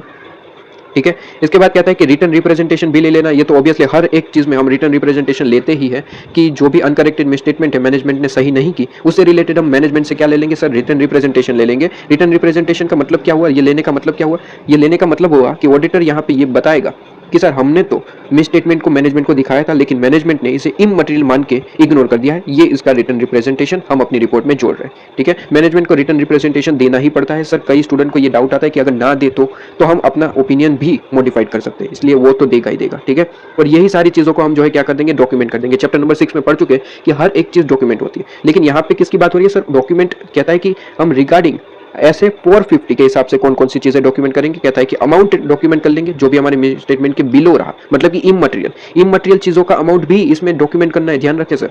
ठीक है, मैं ऑलवेज आपको बताता रहा हूँ कि डॉक्यूमेंट हर एक चीज की होगी, चाहे वो इमटेरियल है मटेरियल है, हर एक चीज की होती है। तो इमटेरियल है एंड मटेरियल है। ठीक है, सारी चीजों की आपको जो है डॉक्यूमेंटेशन करना है और उसके ऊपर हमने कंक्लूजन क्या दिया वो भी डॉक्यूमेंट करना है। आइए जल्दी से हम 450 का यहाँ पे रिवीजन कर लेते हैं। 450 कहता है कि सर आपको इवेल्युएट करना है, इवेल्युएशन करना है, जो भी मिसस्टेटमेंट आपको देखने को मिला ड्यूरिंग द ऑडिट उसका इवेल्युएशन करना है। ठीक है, एज एन ऑडिटर हमारा ऑब्जेक्टिव क्या रहेगा, वही जो मिसस्टेटमेंट हमें देखने को मिली, आइडेंटिफाई हुई, उसका इफेक्ट जानना है और प्लस मैनेजमेंट को बताएंगे। मैनेजमेंट कुछ चीजों को करेक्ट नहीं करेगा जिसे हम कहते हैं अनकरेक्टेड मिसस्टेटमेंट, उसकी भी इफेक्ट को हम आइडेंटिफाई करेंगे कि वो मटेरियल है या फिर नहीं। ठीक है, चलिए तो इसके बाद कहता है सबसे पहला पॉइंट कहता है कि अक्यूमुलेशन ऑफ मिसस्टेटमेंट आइडेंटिफाई। कहता है कि जितनी भी मिसस्टेटमेंट आइडेंटिफाई हुई उसमें मटेरियल जितनी भी है ना उसको अक्यूमुलेट करके हम उसका इफेक्ट इवेल्युएट करेंगे। ठीक है, इमटेरियल उसे नहीं लेंगे। ओके, इसके बाद कहता है कि सर मटेरियल मिसस्टेटमेंट मिलने के बाद ऑडिटर को लगता है कि भाई अपना ऑडिट स्ट्रेटेजी और प्लान को रिवाइज करना पड़ेगा तो रिवाइज कर देंगे। ठीक है, लेकिन ऐसा कब लगेगा सर, दो ही चीज ऐसी होगी जब ऑडिटर को ऐसा लगेगा कि अपना ऑडिट स्ट्रेटेजी और ऑडिट प्लान को रिवाइज करना पड़ेगा। ऐसे दो केस है। सबसे पहला केस कि भाई एग्रीगेट करके मिसस्टेटमेंट जितनी भी मिली उसका एग्रीगेट करके टोटल लगा के हमें पता चला कि सर वो तो मटेरियल बन चुका है, तो हमें अपना ऑडिट स्ट्रेटेजी और प्लान बदल के वापस से ऑडिट प्रोसीजर परफॉर्म करना पड़ेगा। ठीक है, और दूसरा कहता है कि डिटरमाइंड मटेरियलिटी देखने को मिल चुकी है तो हमें अपना रिवाइज करना पड़ेगा प्लान एंड स्ट्रेटेजी को। ठीक है, दो केस है। इसके बाद नेक्स्ट कहता है कि जैसे ही ये सारी चीजें पता चलने के बाद तुरंत मैनेजमेंट को बता दो कि अपना फाइनेंशियल स्टेटमेंट पर लिखेंगे answer is no. Financial statement के अंदर जो चीजें आती है वो लिखेंगे, मतलब कि class of transaction, account balance और डिस्क्लोजर। ये रिवाइज करने के लिए मतलब कि एग्जामिन करने के लिए मैनेजमेंट को बोल देंगे। मैनेजमेंट अगर ये एग्जामिन कर लेता है, चेंजेस कर लेता है, तो फिर हम क्या करेंगे, आगे ऑडिट प्रोसीजर फर्दर मतलब कि एडिशनल ऑडिट प्रोसीजर परफॉर्म कर लेंगे, काम खत्म करेंगे। लेकिन अगर मना करता है तो क्या करेंगे, मना करता है तो हम रीजन जानेंगे और अंडरस्टैंड करेंगे कि क्या है ये इसके कारण। ठीक है, जो मैनेजमेंट ने मना किया चेंजेस करने के कारण, ठीक है, उस मटेरियल या फिर इमटेरियल मिसस्टेटमेंट जो है उसकी वजह से फाइनेंशियल स्टेटमेंट को कोई इफेक्ट होगा या फिर नहीं, ये हम जान लेंगे। अगर सर इफेक्ट हो रहा होगा तो हम अपना ओपिनियन मॉडिफाई कर लेंगे, क्योंकि मैनेजमेंट ने उसे सही नहीं किया तो हम ओपिनियन मॉडिफाई कर लेंगे। ठीक है, तो पहले तो हमें ये चीज कंफर्म करनी पड़ेगी कि मैनेजमेंट ने क्यों मना किया, रीजन, और दूसरी चीज वापस से इवेल्युएट कर लेंगे कि भाई सच में जो है ये मटेरियल है या फिर नहीं। ठीक है, मतलब कि हम देखेंगे फाइनेंशियल स्टेटमेंट इससे फ्री फ्रॉम मटेरियल मिसस्टेटमेंट है या फिर नहीं, अंडरस्टैंडिंग ले लेंगे। इसके बाद कहता है कि सर इवेल्युएट करेंगे अनकरेक्टेड स्टेटमेंट को, अभी मैंने कहा। ठीक है, उसे इवेल्युएट कैसे करेंगे सर, एज एन ऑडिटर चीज मटेरियल है या फिर नहीं, ऐसे इवेल्युएट कैसे करेंगे। तो सीधी सी बात है, कहता है कि size and nature of misstatement देख लो। कितनी बड़ी है, छोटी है, उसका नेचर क्या है, ये देख लो सबसे पहले। दूसरा कहता है कि उसकी इफेक्ट देख लो, प्रायर पीरियड से कितना आ रहा है, और उसकी वजह से हमें ये भी पता चल जाएगा कि ये मटेरियल कितनी है, ठीक है, मटेरियलिटी इसकी कितनी है। तो दो चीजें, size and nature of misstatement और इफेक्ट ऑफ अनकरेक्टेड मिसस्टेटमेंट, ठीक है, ये दो चीजें देख लो, काम खत्म हो जाएगा, ठीक है, काम खत्म हो जाएगा, इवैल्यूएशन आपका काम खत्म हो जाएगा। तो हम डिटरमाइन कर लेंगे कि भाई जो अपनी अनकरेक्टेड मिसस्टेटमेंट है वो मटेरियल है या फिर नहीं, ठीक है। अच्छा, और ये सब कुछ खत्म होने के बाद TCWG से कन्वोकेशन कर लेना, कम्युनिकेशन कर लेना, काम खत्म कर देना, ठीक है। और हाँ, TCWG को ये भी बता देना कि जो अनकरेक्टेड मिसस्टेटमेंट रह गई है प्लीज उसे करेक्ट करवा दीजिए, ठीक है, उसे करेक्ट करवा दीजिए। और अगर मैनेजमेंट ने कुछ मना वगैरह किया होगा तो उससे रिलेटेड रिटर्न रिप्रेजेंटेशन भी ले लेना कि हमने तो आपको बताया था लेकिन आपने उस अनकरेक्ट को अनकरेक्ट ही रहने दिया, इससे रिलेटेड रिटर्न रिप्रेजेंटेशन जरूर से ले लेना और सारी चीज़ों को डॉक्यूमेंट कर देना, चाहे वो इमटेरियल हो, मटेरियल हो, और उसके ऊपर हमने क्या कंक्लूजन लिया वो सारी चीज़ें डॉक्यूमेंट होनी चाहिए, ठीक है। इसके बाद आ जाइए नए ऐसे पे। नए ऐसे से पहले एक टेस्ट और अंडरस्टैंडिंग है, कहता है कि आपके पास में यहाँ पे ओके अकाउंट का यहाँ पे क्वेश्चन है, अकाउंट का क्वेश्चन है, यहाँ पे ऑडिट में डाल रखा है। कहता है कि भाई एक इन्वेंट्री हमने परचेज करी है किसी कंपनी ने जिसके हम ऑडिटर है, तो हमने देखा कि सर इन्वेंट्री परचेज करिए 2 करोड़ रुपीज़ की यहाँ पे इन्वेंट्री है। कहता है कि 10 लाख रुपये फ्रेट का पे किया गया इसके लिए। अब 10 लाख रुपए जो फ्रेट का पे किया गया ना, तो कंपनी ने इसे क्या करा, PNL में डाल दिया, जबकि अकाउंट के हिसाब से क्या होना चाहिए था सर, ये 2 करोड़ में इसकी ऐड होना चाहिए, मतलब कि जिसे हम वर्ड क्या यूज करते हैं, प्रॉपर वर्ड कैपिटलाइजेशन, कैपिटलाइजेशन होना चाहिए था। कैपिटलाइजेशन ये 10 लाख रुपए इसके अंदर ऐड होना चाहिए मशीन की वैल्यू में, जबकि मशीन की वैल्यू में ऐड ना करते हुए P&L मतलब कि प्रॉफिट एंड लॉस अकाउंट में डाल दिया इन लोगों ने, ये तो गलत कर दिया, ठीक है। तो कहता है कि इसका क्या प्रोसीडिंग होनी चाहिए, भाई वही आपको PNL में नहीं डालना चाहिए था, कैपिटलाइजेशन करना चाहिए। ये छोटा मोटा क्वेश्चन क्यों पूछते रहते हैं यहाँ पे, ठीक है ना। चलिए रिटर्न रिप्रेजेंटेशन, रिटर्न रिप्रेजेंटेशन ऐसे 580, ठीक है, रिटर्न रिप्रेजेंटेशन। कहता है कि रिटर्न रिप्रेजेंटेशन लेना क्यों जरूरी होता है, क्या है रिटर्न रिप्रेजेंटेशन। कहता है रिटर्न रिप्रेजेंटेशन एक ऑडिट एविडेंस है, इसलिए हम लेते हैं इसे, हम ऑडिट एविडेंस मानते हैं कि कल दिन कुछ हुआ तो एज एन ऑडिट एविडेंस हम इसे दिखा सकते हैं। लेकिन एक चीज ध्यान रखिए, MCQ में खूब पूछा जाता है कि सर रिटर्न रिप्रेजेंटेशन केवल और केवल ऑडिट एविडेंस है, वो सफिशिएंट एप्रोप्रिएट ऑडिट एविडेंस नहीं है। इसका मतलब क्या हुआ सर, अगर ये रिटर्न रिप्रेजेंटेशन को अगर ऑडिट ये कह दे कि ये sufficient and appropriate audit evidence है, तो ऑडिटर अपना काम ही नहीं करेंगे। क्यों, क्योंकि ये क्या होगा, इसका मतलब क्या होगा कि अगर ये sufficient and appropriate audit evidence बन जाता है ना, तो ऑडिटर आके एक ही काम करेगा, मैनेजमेंट से जो है रिटर्न रिप्रेजेंटेशन ले लेगा और वो कह देगा कि यही सफिशिएंट एंड एप्रोप्रिएट एविडेंस है, हमारा काम तो खत्म हो गया, ठीक है। लेकिन यहाँ पे लॉ ने क्लियर कहा है कि सर रिटर्न रिप्रेजेंटेशन एक ऑडिट एविडेंस जरूर हो सकता है, लेकिन वो सफिशिएंट एप्रोप्रिएट ऑडिट एविडेंस नहीं है। सफिशिएंट एप्रोप्रिएट ऑडिट एविडेंस के लिए ऑडिटर को ऑडिट प्रोसीजर परफॉर्म करना पड़ेगा, एडिशनल ऑडिट प्रोसीजर परफॉर्म करना पड़ेगा, पूरे का पूरा काम करना पड़ेगा। ये केवल और केवल एक एविडेंस हो सकता है, लेकिन सफिशिएंट एंड एप्रोप्रिएट नहीं हो सकता, ये आपको क्लियरली बता रखा है, ठीक है, ये चीज क्लियर, ओके। तो ये चीज हमें कब पता चलती है कि सर ये ऑडिट एविडेंस है, इसे ऑब्टेन करना तो जरूरी है, रिटर्न रिप्रेजेंटेशन को ऑब्टेन करना नेसेसरी है, ठीक है, लेकिन ये सफिशिएंट एंड एप्रोप्रिएट नहीं है, ओके। तो सर कहते हैं कि सर 580 से रिलेटेड ऑडिटर का क्या ऑब्जेक्टिव रहता है, तो सर ऑडिटर का ऑब्जेक्टिव रहता है कि वो रिटर्न रिप्रेजेंटेशन को ऑब्टेन करे, इससे रिलेटेड जो भी सपोर्टेड अदर एविडेंस है उसे भी देखे और रिस्पॉन्ड करे अप्रोप्रिएटली। ये 3 आपके पास में, इतना याद रखना है कि 580 आपका जो रिटर्न रिप्रेजेंटेशन ऐसे है, ठीक है, उससे रिलेटेड ऑडिटर की क्या ऑब्जेक्टिव रहता है, तो कहता है कि रिटर्न रिप्रेजेंटेशन को ऑब्टेन करना, सपोर्ट करना अदर एविडेंस से और रिस्पॉन्ड करना अप्रोप्रिएटली, काम खत्म, ठीक है, काम खत्म। इसके बाद अब आ जाइए नेक्स्ट यहाँ पे फ्रॉम होम। अच्छा, ये फ्रॉम होम रिटर्न रिप्रेजेंटेशन लेंगे तो मैनेजमेंट के पास से अगर जरूरत पड़ी, TCWG के पास से, ये तो क्या ही है भाई, मैनेजमेंट उसका आंसर है, इसमें कुछ पढ़ना थोड़ी ना होता है। आगे आइए, कहते हैं कि return representation about management responsibility, ठीक है, क्या क्या हम रिटर्न रिप्रेजेंटेशन में लिखवाएंगे। तो सीधी सी बात है, सबसे पहले तो वही जो हम चैप्टर नंबर 1 में पढ़ के आ रहे, प्रिपरेशन ऑफ फाइनेंशियल स्टेटमेंट की रिस्पॉन्सिबिलिटी मैनेजमेंट की है, ये लिखवा लेंगे, ठीक है, कि प्रेजेंटेशन और प्रिपरेशन ऑफ फाइनेंशियल स्टेटमेंट की जो रिस्पॉन्सिबिलिटी है कि उसे आपका जो है फाइनेंशियल स्टेटमेंट को applicable financial reporting framework FRF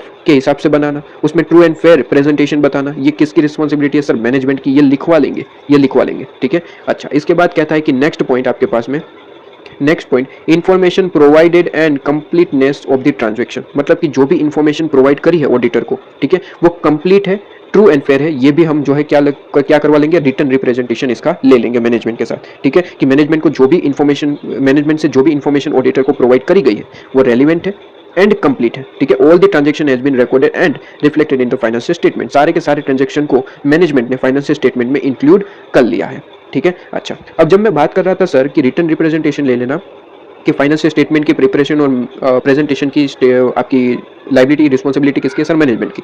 इसके साथ साथ सर कंपनी के अंदर, एंटिटी के अंदर कुछ और भी लोग हो सकते हैं जिसके पास से ऑडिटर भी रिटर्न रिप्रेजेंटेशन ले सकता है। मैनेजमेंट के पास से तो हमने ले लिया कि भाई आपका जो काम है प्रेजेंटेशन और प्रिपरेशन ऑफ फाइनेंशियल स्टेटमेंट, ये हमें लिख के दे दीजिए। दूसरे मैनेजमेंट में और भी एंटिटी में और भी लोग हो सकते हैं जिनके पास से अगर ऑडिटर चाहे तो रिटर्न रिप्रेजेंटेशन ले सकता है। सबसे पहला यहाँ पे पॉइंट आता है, कहता है कि सर सबसे पहले एक्चुअली एक ऐसा पर्सन होता है जिस पर्सन को यहाँ पे बुलाया जाता है, वो मेजर करता है वैल्यू, किसी चीज़ की वैल्यू निकालने के लिए जो भी पर्सन होता है उसे हम कहते हैं एक्चुअरी। ठीक है, एक्चुअरी अगर कोई है एंटिटी में और आपको लगता है कि भाई इनका भी रिटर्न रिप्रेजेंटेशन लेना जरूरी है तो उनके पास से भी ले लेंगे। दूसरा स्टाफ इंजीनियर, ठीक है, मशीनरीज वगैरह के लिए स्पेशलिस्ट ये इंजीनियर ही होता है, हमको तो कुछ मालूम पड़ता नहीं है, तो हम इनके पास से रिटर्न रिप्रेजेंटेशन ले लेते हैं कि इनके जो भी काम है वो उन्होंने पूरी की पूरी प्रॉपरली काम किया है। ठीक है, इसके बाद इंटरनल काउंसिलर, ठीक है, जो भी एडवाइस वगैरह देते हैं उनके पास से भी हम क्या कर सकते हैं सर, इसके पास से भी हम अपना रिटर्न रिप्रेजेंटेशन ले सकते हैं। ठीक है, ये तीनों लोगों के पास से हम ले सकते हैं, लेकिन ध्यान रहे सर ये तीनों लोगों जो है क्वालिफाइंग लैंग्वेज में रिटर्न रिप्रेजेंटेशन देते हैं। क्वालिफाइंग लैंग्वेज का मतलब होता है कि ये लिखते हैं साथ साथ कि हमने जो काम किया वो अपने नॉलेज के बेसिस पे काम किया, हो सकता है वो गलत हो सकता है सही हो, हमें नहीं पता। इस तरीके से वो लिखते हैं कि हमने अपने पूरी कोशिश के साथ काम किया है, फिर वो गलत हो सही हो वो हमें नहीं पता। ठीक है, ये चीज़ आपके पास में हो जाती है qualifying language, MCQ point of view से इंपॉर्टेंट हो सकता है, याद रखिएगा।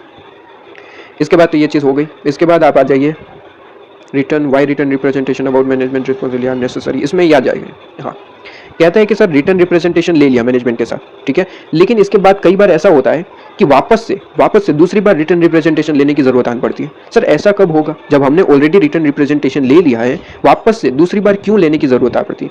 तो ऐसे जरूरत के 4 केसेस दे रखे, ऐसे 4 केसेस है जहां पे आपको रिटर्न रिप्रेजेंटेशन वापस से लेना पड़ता है। सबसे पहला केस कहता है कि ऐसे पर्सन जिनके पास से आपने पहले रिटर्न रिप्रेजेंटेशन लिया था, जिन्होंने साइन किया था, वो निकल लिया एंटिटी से निकल लिए, no longer have relevant responsibility, मतलब कि वो पर्सन अब यहाँ पे एंटिटी के अंदर है ही नहीं, उसकी जगह कोई और पर्सन आ गया।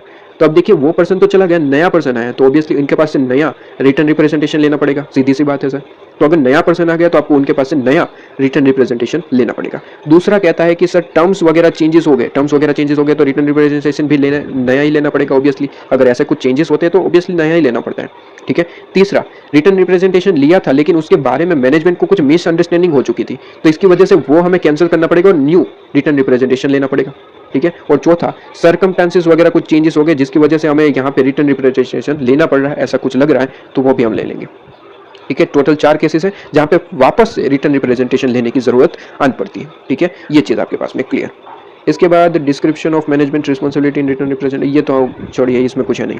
अदर रिटर्न रिप्रेजेंटेशन, अभी हमने पढ़ा सर रिटर्न रिप्रेजेंटेशन, अब हम पढ़े अदर रिटर्न रिप्रेजेंटेशन, इसके बाद पढ़ेंगे एडिशनल रिटर्न रिप्रेजेंटेशन। टोटल 3 तरीके के रिटर्न रिप्रेजेंटेशन लिए जाते हैं। सबसे पहला तो नॉर्मल, जिसमें हम मैनेजमेंट की रिस्पॉन्सिबिलिटी है वगैरह वगैरह लिखवाते हैं, ये नॉर्मल आपका रिटर्न रिप्रेजेंटेशन है। ठीक है, अब हम पढ़ने जा रहे हैं अदर, उसके बाद पढ़ेंगे एडिशनल। ठीक है, अदर रिप्रेजेंटेशन भी मैनेजमेंट के पास से लिया जाता है ऑडिटर के द्वारा।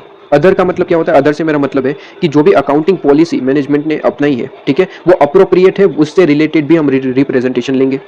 दूसरा, कुछ ऐसे मैटर्स होते हैं जिसके बारे में भी हमें रिटर्न रिप्रेजेंटेशन लेने पड़ते हैं कि वो मैटर जो है वो आपने एप्लीकेबल एफआरएफ के हिसाब से ही मेजर किए, प्रेजेंट किए, रिकॉग्नाइज किए, मेजर किए, रिकॉग्नाइज किए, प्रेजेंट किए, उससे रिलेटेड हमें एंश्योरिटी लेने के लिए मैनेजमेंट के पास से हम क्या करते हैं सर, रिटर्न रिप्रेजेंटेशन ले लेते हैं।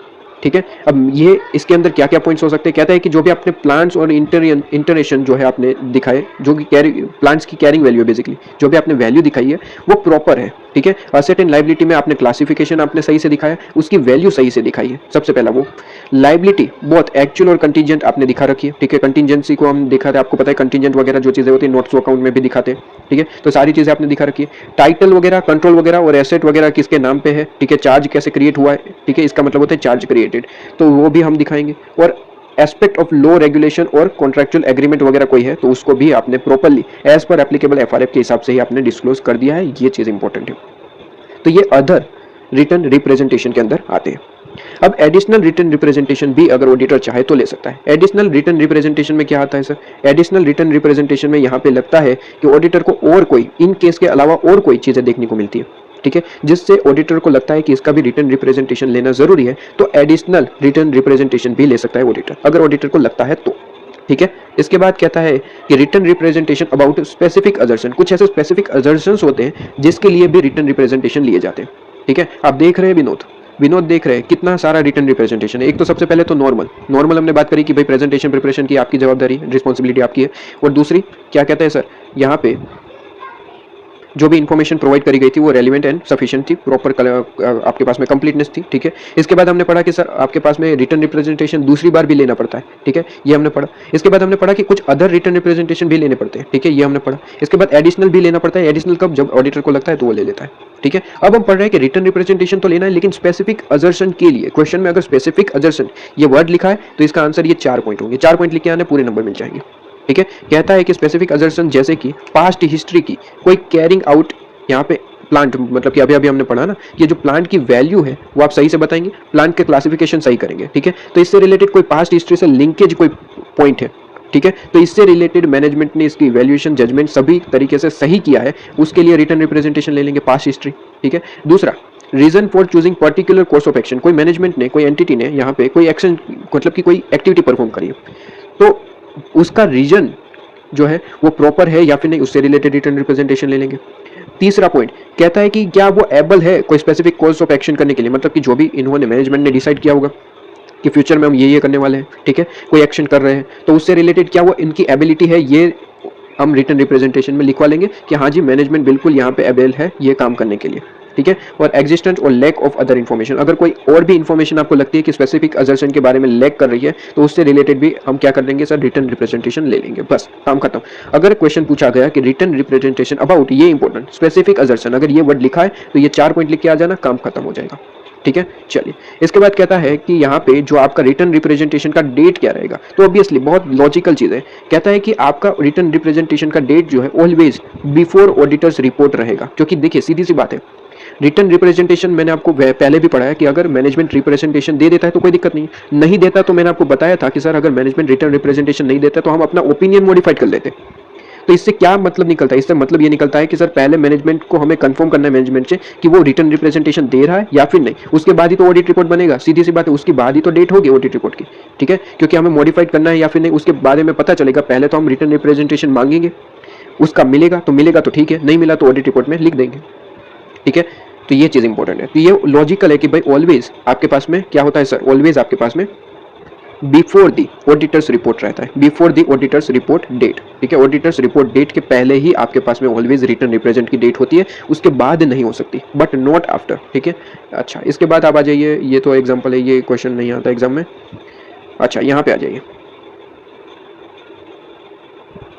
Doubt as reliability of the written representation, अगर मैनेजमेंट ने जो है गलत तरीके से रिटर्न रिप्रेजेंटेशन दे दिया है, अगर ऑडिटर को लगता है उस पर डाउट है तो हम क्या करेंगे सर, हम यहाँ पे परफॉर्म करेंगे ऑडिट प्रोसीजर, और हमें पता चला कि भाई इसमें डाउट तो है, डाउट अगर है तो मॉडिफाई कर देंगे अपना ओपिनियन 705 के हिसाब से, और काम खत्म, ठीक है, और काम खत्म।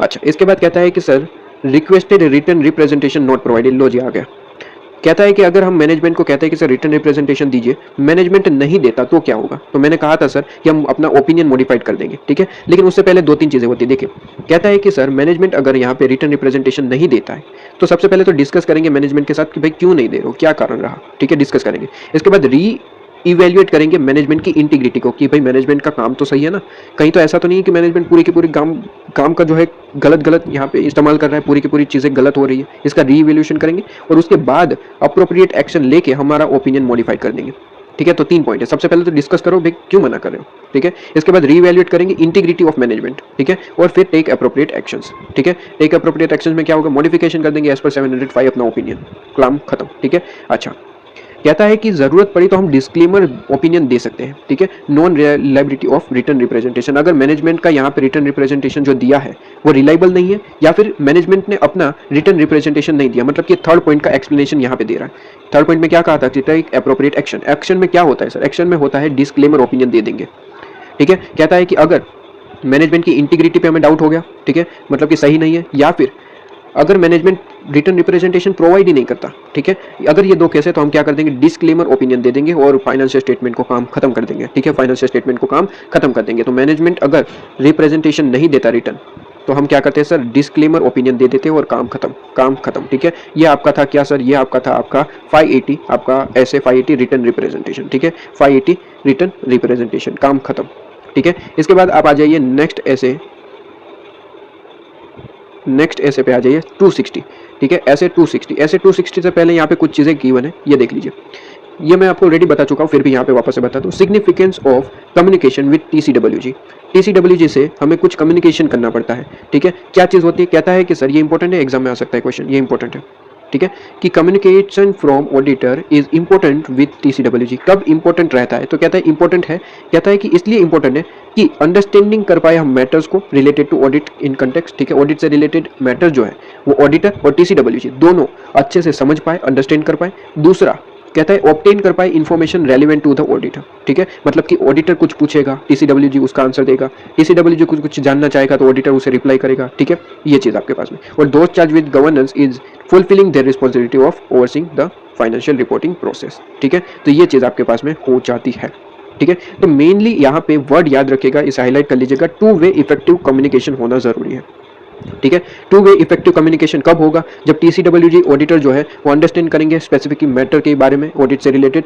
दूसरा कहता है कि हम यहाँ पे क्या करेंगे, ऑब्टेन करेंगे इससे रिलेटेड इन्फॉर्मेशन। और तीसरा TCWG की जो भी रिस्पॉन्सिबिलिटी रहती है वो फुलफिल करेगा, ठीक है। तो तीन चीज़ें, सबसे पहले तो हम अंडरस्टैंडिंग ऑब्टेन करेंगे, इन्फॉर्मेशन ऑब्टेन करेंगे, और TCWG अपनी इन्फॉर्मेशन जो भी है रिस्पॉन्सिबिलिटी उसे फुलफिल करेगा, काम खत्म, ठीक है। TCWG का मतलब बहुत ही ज़्यादा सिंपल होता है। TCWG का मतलब होता है कि वो पर्सन जो स्ट्रेटेजिक डिसीजन लेता है एंटिटी के बारे में, ऑब्लिगेशन के बारे में, ठीक है, ये पर्सन होते हैं TCWG, ठीक है। कई एंटिटी में TCWG और मैनेजमेंट एक ही हो सकते हैं, कई एंटिटी में डिफरेंट भी हो सकते हैं, ठीक है। तो ये ज़रूरी नहीं है कि TCWG मैनेजमेंट से अलग ही होगा, कई छोटी मोटी एंटिटी होती है तो TCWG और मैनेजमेंट दोनों एक ही हो सकते हैं, ठीक है। चलिए तो आ जाइए 260 के ऊपर।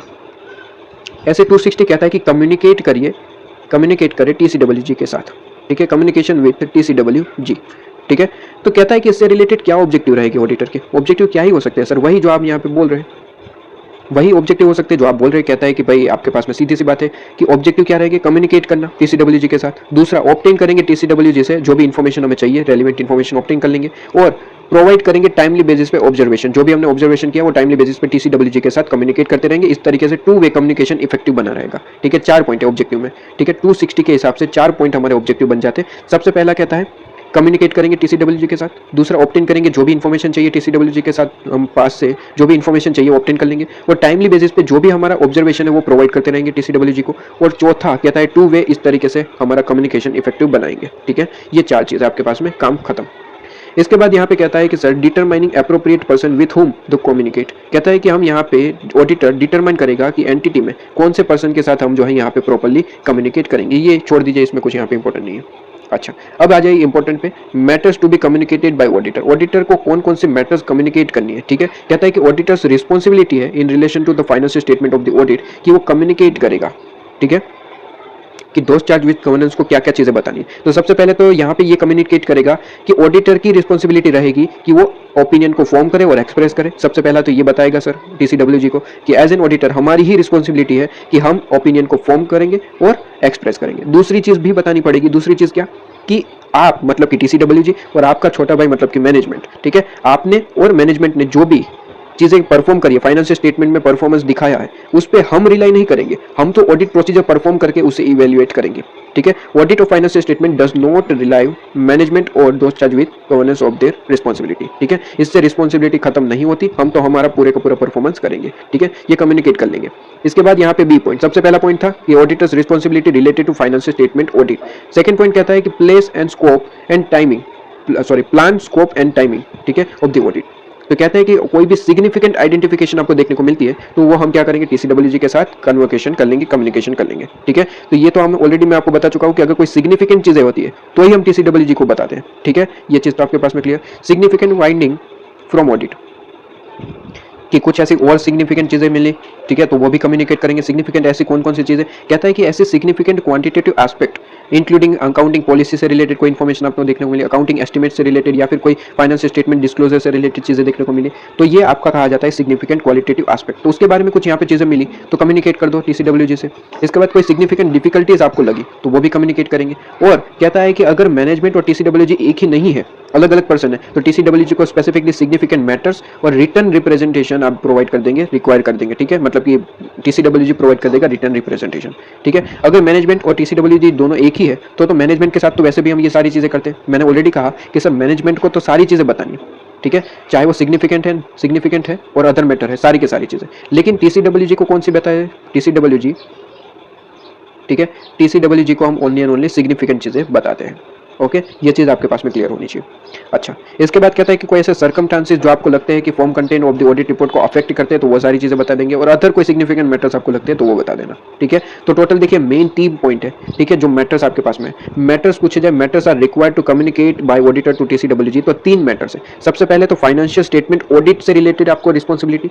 ठीक है, दूसरा कहता है कि plan scope and timing of the audit, और तीसरा कहता है सिग्निफिकेंट फाइंडिंग। ठीक है, कहता है सबसे पहले तो भाई आपकी जो फाइनेंशियल स्टेटमेंट ऑडिट के बारे में रिस्पॉन्सिबिलिटी के बारे में कम्युनिकेट करना है, तो उसमें 2 पॉइंट लिखना है। सबसे पहले कि जो परफॉर्मिंग जो ओपिनियन है, ठीक है, उसके फॉर्मिंग और एक्सप्रेसिंग की रिस्पॉन्सिबिलिटी ऑडिटर की, और रिलाई नहीं करेंगे किसके ऊपर, फाइनेंशियल स्टेटमेंट के ऊपर। ठीक है, फाइनेंशियल स्टेटमेंट के ऊपर पूरे का पूरा रिलाई नहीं करेंगे। इसके बाद सेकंड पॉइंट यहाँ पे आता है, तो ओवरऑल ये 3 पॉइंट होते हैं। ठीक है, इसे अच्छे से थोड़ा लिख के प्रैक्टिस करिएगा, एग्जाम में आ सकता है। ठीक है, एक पॉइंट पे आ सकता है। ठीक है, क्वेश्चन, तो अच्छे से प्रैक्टिस करिएगा।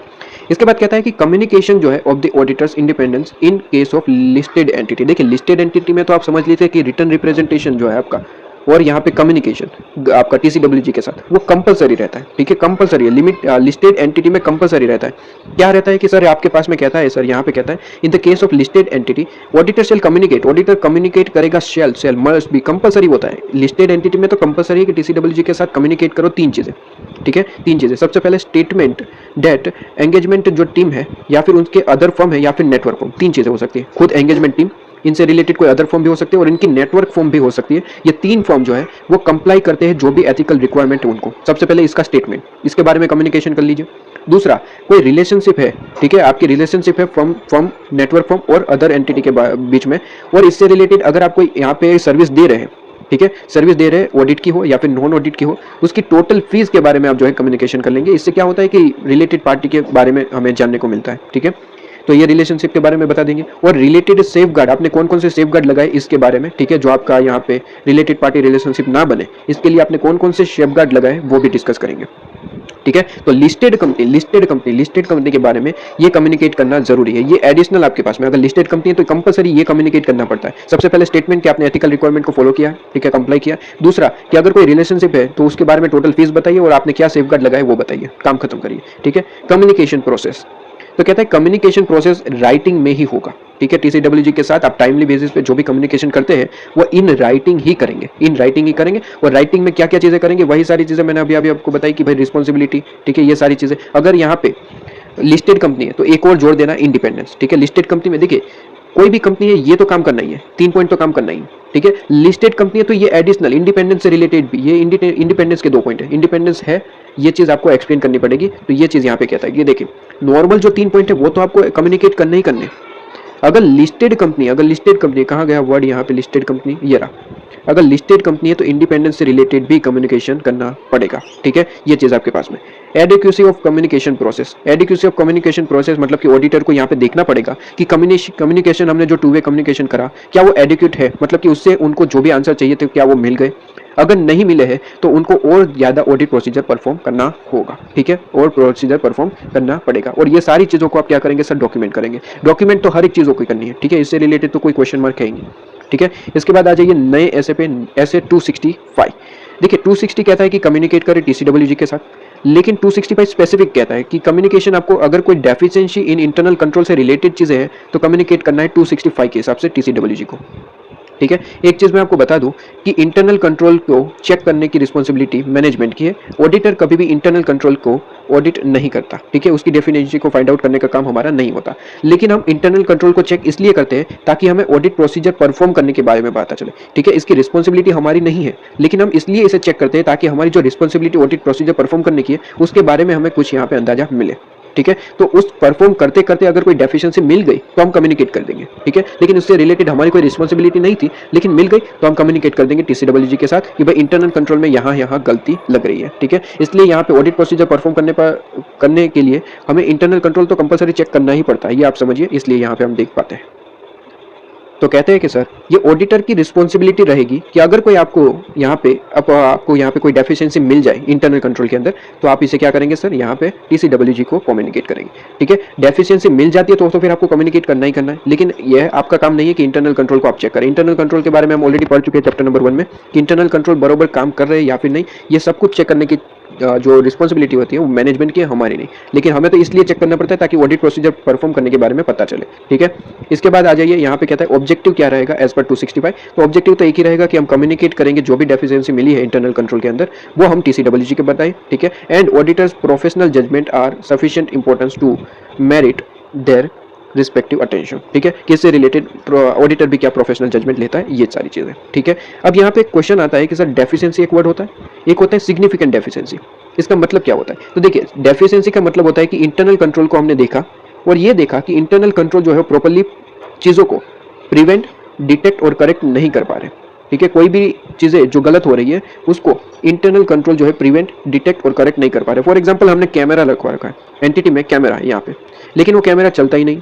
तो ये क्या हो गया सर? हमने कैमरा क्यों लगवाया? ताकि वो सारी चीजों को रिकॉर्ड कर पाए, लेकिन कैमरा तो चल ही नहीं रहा। इसका मतलब है कि जो भी इंटरनल कंट्रोल तो लगा है लेकिन वो प्रिवेंट, डिटेक्ट और करेक्ट तो कर ही नहीं रहे, ठीक है। तो इसे हम कहते हैं ये डेफिशिएंसी है। दूसरा, इंटरनल कंट्रोल है ही नहीं, या तो इंटरनल कंट्रोल है ही नहीं या फिर इंटरनल कंट्रोल है लेकिन वो प्रिवेंट, डिटेक्ट और करेक्ट नहीं कर पा रहे, तो इसे हम डेफिशिएंसी कहते हैं। दोनों में से कोई एक भी केस फॉलो हो जाता है तो इसे हम डेफिशिएंसी कह देते हैं। फॉर एग्जांपल, एंटिटी है लेकिन इसमें कैमरा वगैरह या फिर कोई वॉचमैन वगैरह है ही नहीं, तो ये डेफिशिएंसी है। प्लस एंटिटी है, कैमरा है लेकिन कैमरा काम ही नहीं कर रहा है, ठीक है, तो प्रिवेंट, डिटेक्ट और करेक्ट कर ही नहीं रहा है, तो इसे भी हम डेफिशिएंसी कहेंगे। तो सिग्निफिकेंट डेफिशिएंसी का मतलब क्या होता है? सिग्निफिकेंट डेफिशिएंसी का मतलब होता है कि ऑडिटर के जजमेंट के हिसाब से जो चीज बहुत ज्यादा इंपॉर्टेंट है फाइनेंशियल स्टेटमेंट के लिए, डेफिशिएंसी जो अफेक्ट कर सकती है वो सिग्निफिकेंट है, ठीक है। तो ये ऑडिटर के प्रोफेशनल जजमेंट के हिसाब से यहाँ पे देखा जाता है कि अगर वो यहाँ पे इंपॉर्टेंट है तो वो सिग्निफिकेंट माना जाएगा, ठीक है। अच्छा, अब यहाँ पे क्वेश्चन आता है कि पूछा जाता है कि ऑडिटर में कंसीडर डिटरमाइन वेदर डेफिशिएंसी और कॉम्बिनेशन ऑफ द डेफिशिएंसी है वो सिग्निफिकेंट है या फिर नहीं, ये मैटर्स बता दीजिए।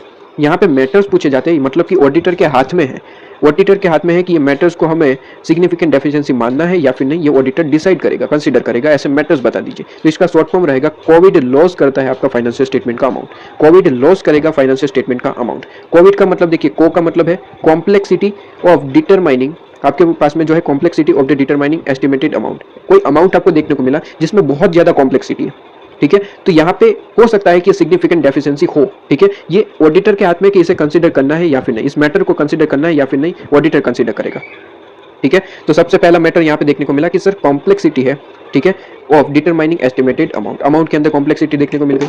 फिर इसके बाद वी से मेरा मतलब क्या है सर? वी से मेरा मतलब है वॉल्यूम ऑफ एक्टिविटी, ठीक है। वॉल्यूम ऑफ एक्टिविटी इतनी ज्यादा है कि इसमें कुछ यहाँ पे देखने को मिल रहा है, इसमें लग रहा है कि भाई डेफिशिएंसी, सिग्निफिकेंट डेफिशिएंसी हो सकती है, ठीक है। तो वॉल्यूम ऑफ एक्टिविटी याद रखिए सिर्फ हो सिर्फ। आई से मेरा मतलब है कुछ ऐसे इंपोर्टेंस ऑफ द कंट्रोल हो सकते हैं जो कि फाइनेंशियल रिपोर्टिंग प्रोसेस से रिलेट कर सकते हैं, ठीक है। फाइनेंशियल प्रोसेस आपका reporting FRP, financial reporting process के कंट्रोल से रिलेटेड कोई इंपॉर्टेंट पॉइंट हो सकते हैं जो कि हमें लग सकता है कि वो जो है सिग्निफिकेंट डेफिशिएंसी रख सकते हैं, ठीक है। डी का मतलब क्या है? डी का मतलब है आपके पास में कोई ऐसी डेफिशिएंसी आपको डायरेक्टली देखने को मिल रही है जो मिसस्टेटमेंट क्रिएट कर सकती है, ठीक है, डायरेक्टली डेफिशिएंसी देखने को मिल रही है। इसके बाद लॉस और फ्रॉड आपको जो है यहाँ पे देखने को मिल रहा है, असेट के अंदर, लायबिलिटी के अंदर आपको लग रहा है कि इसमें लॉस और फ्रॉड है, तो वो सिग्निफिकेंट हो सकता है। और फाइनेंशियल स्टेटमेंट अमाउंट एक्सपोज करता है कि वो डेफिशिएंसी क्रिएट कर रहा है, ठीक है। तो कोविड लॉस करता है फाइनेंशियल अमाउंट को। अगर मैटर्स पूछे जाए, याद रहे सर, मैटर्स पूछे जाए कि जहां पे ऑडिटर में भी कंसीडर कर सकता है कि वो जो डेफिशिएंसी वो सिग्निफिकेंट है या फिर नहीं, ऐसे मैटर्स बता दीजिए। तो इसका यहाँ पे रोल क्या रहेगा? यहाँ पे की वर्ड रहेगा कोविड लॉस करता है आपका फाइनेंशियल स्टेटमेंट अमाउंट।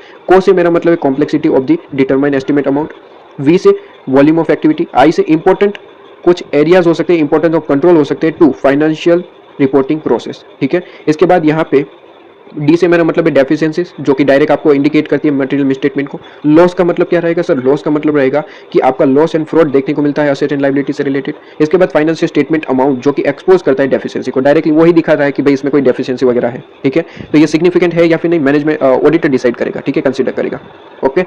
ये चीज आपके पास में। अच्छा, इंपॉर्टेंट में ये सेपरेट क्वेश्चन पूछा जा सकता है, importance of control to financial reporting process के अंदर कौन कौन से एग्जांपल होते हैं? तो यहाँ पे जनरल है कि जनरल मॉनिटरिंग कंट्रोल क्या है, prevention and detection of the fraud control क्या है, ठीक है, कंट्रोल से रिलेटेड, और selecting and application of significant accounting policy क्या है, ठीक है, कंट्रोल ओवर सिग्निफिकेंट ट्रांजेक्शन से रिलेटेड क्या कंट्रोल है, ये सारी चीजें, ठीक है। तो ये इसमें से भी 4 नाम याद रख लेना, काम खत्म, ठीक है। इसके बारे में फिर इसके बारे में नहीं करना है, ठीक है। ये आपका इतना पॉइंट है, क्या ये चीज क्लियर है? ठीक है। तो मैटर से रिलेटेड पूछा जाए तो कोविड लॉस करता है फाइनेंशियल स्टेटमेंट अमाउंट, ठीक है। को से मेरा मतलब है complexity of determining estimated amount, V से मेरा मतलब क्या है, वॉल्यूम ऑफ एक्टिविटीज, ठीक है। आई से मेरा मतलब importance, to financial reporting process. इसके बाद डी से मेरा मतलब है डेफिशिएंसीज, लॉस से मेरा मतलब है लॉस और फ्रॉड जो कि आपको एसेट एंड लायबिलिटी में सीधे सीधे दिख रहा है, ठीक है। Financial amount, financial statement amount जो कि आपको दिख रहा है कि इसमें डेफिशिएंसी है, ठीक है। ये काम खत्म। इसके बाद दूसरा क्वेश्चन आता है कि सर इंडिकेटर बता दीजिए, इंडिकेटर बता दीजिए कि जो है सिग्निफिकेंट डेफिशिएंसी के अंदर हो सकते हैं। देखिए यहाँ पे मैटर्स थे, मैटर्स में ऑडिटर खुद यहाँ पे कंसीडर करेगा कि ये सिग्निफिकेंट है या फिर नहीं। ये तो इंडिकेटर है, यहाँ पे तो आपको डायरेक्टली अगर देखने को मिले तो ये सिग्निफिकेंट हो ही सकते हैं, इसमें कुछ यहाँ पे डिसाइड नहीं करना है, इसको डायरेक्ट चेक करना है, ठीक है। यहाँ पे जो पॉइंट है इसमें क्या करेगा ऑडिटर, डायरेक्ट इसे चेक ही करेगा कि इसमें सिग्निफिकेंट डेफिशिएंसी है या फिर नहीं। इसमें तो यहाँ पे ऑडिटर जजमेंट लेता है कि इसमें डेफिशिएंसी हो सकती है या फिर नहीं, ठीक है। चलिए तो इंडिकेटर पूछे जाए, क्वेश्चन में ये क्लियरली लिख रखा होगा इंडिकेटर या फिर मैटर्स, ठीक है, क्लियरली लिख रखा होगा। ओके चलिए, तो अगर इंडिकेटर के बारे में पूछा जाए, ठीक है, तो यहाँ पे मैं हाईलाइट करवा के दे देता हूँ।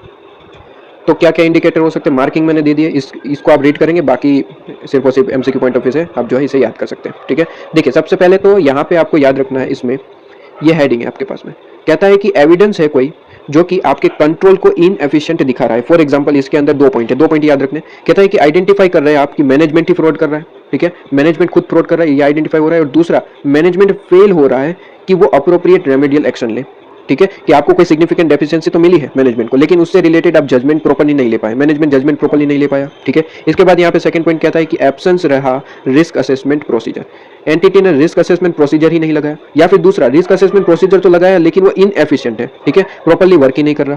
तो ये दो पॉइंट ये सिग्निफिकेंट डेफिशिएंसी को इंडिकेट करते हैं कि इसमें सिग्निफिकेंट डेफिशिएंसी हो सकती है। उसके बाद एविडेंस तो है, ठीक है, एविडेंस तो आपको दिख रहा है कि इनएफिशिएंट रिस्पॉन्स रहा तो आइडेंटिफाई सिग्निफिकेंट रिस्क, ठीक है, कि अगर कोई सिग्निफिकेंट रिस्क मिलता है तो आपको इसके रिस्पॉन्स करना पड़ता है, लेकिन ये डायरेक्टली आपको एविडेंस दिख रहा है कि इसको रिस्पॉन्स ही नहीं किया गया ठीक से, ठीक है। और इसके बाद material misstatement detected by auditor, auditor ने डिटेक्ट किया कोई मटेरियल मिसस्टेटमेंट को जो कि देखा गया कि sir that were not prevented detected and corrected bye entity, ठीक है, कि ऑडिटर ने ये देखा सर कि कोई मिसस्टेटमेंट देखने को मिला है लेकिन वो एंटिटी के इंटरनल कंट्रोल उसे पकड़ ही नहीं पाए। तो इंटरनल कंट्रोल ये एकदम जो है बकवास है कि वो कोई भी डेफिशिएंसी को पकड़ नहीं पा रहा, तो ये भी सिग्निफिकेंट हो सकता है, ये भी सिग्निफिकेंट हो सकता है।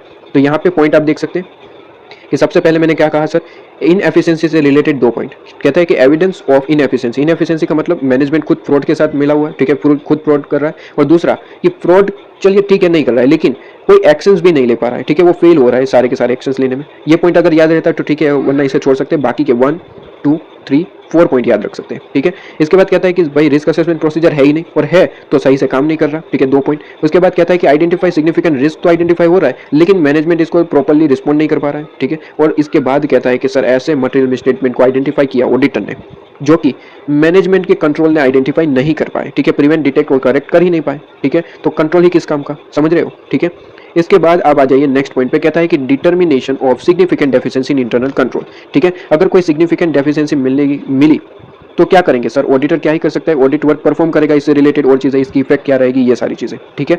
अब कहता है कि कम्युनिकेट कर देंगे हम क्या सर, जो भी सिग्निफिकेंट डेफिशिएंसी आपको मिली है, ठीक है, इंटरनल कंट्रोल के अंदर, वो हम कम्युनिकेट कर देंगे किसको, TCWG को कम्युनिकेट कर देंगे, ठीक है। लेकिन ध्यान रहे सर TCWG के साथ जो भी बात होती है वो क्या होती है सर, रिटर्न में होती है, रिटर्न में ही काम होता है, ठीक है। तो TCWG के साथ जो भी काम करेंगे वो इन रिटर्न ही काम करेंगे, ठीक है, in return and timely basis पर हम इस वर्क को परफॉर्म करेंगे, ठीक है।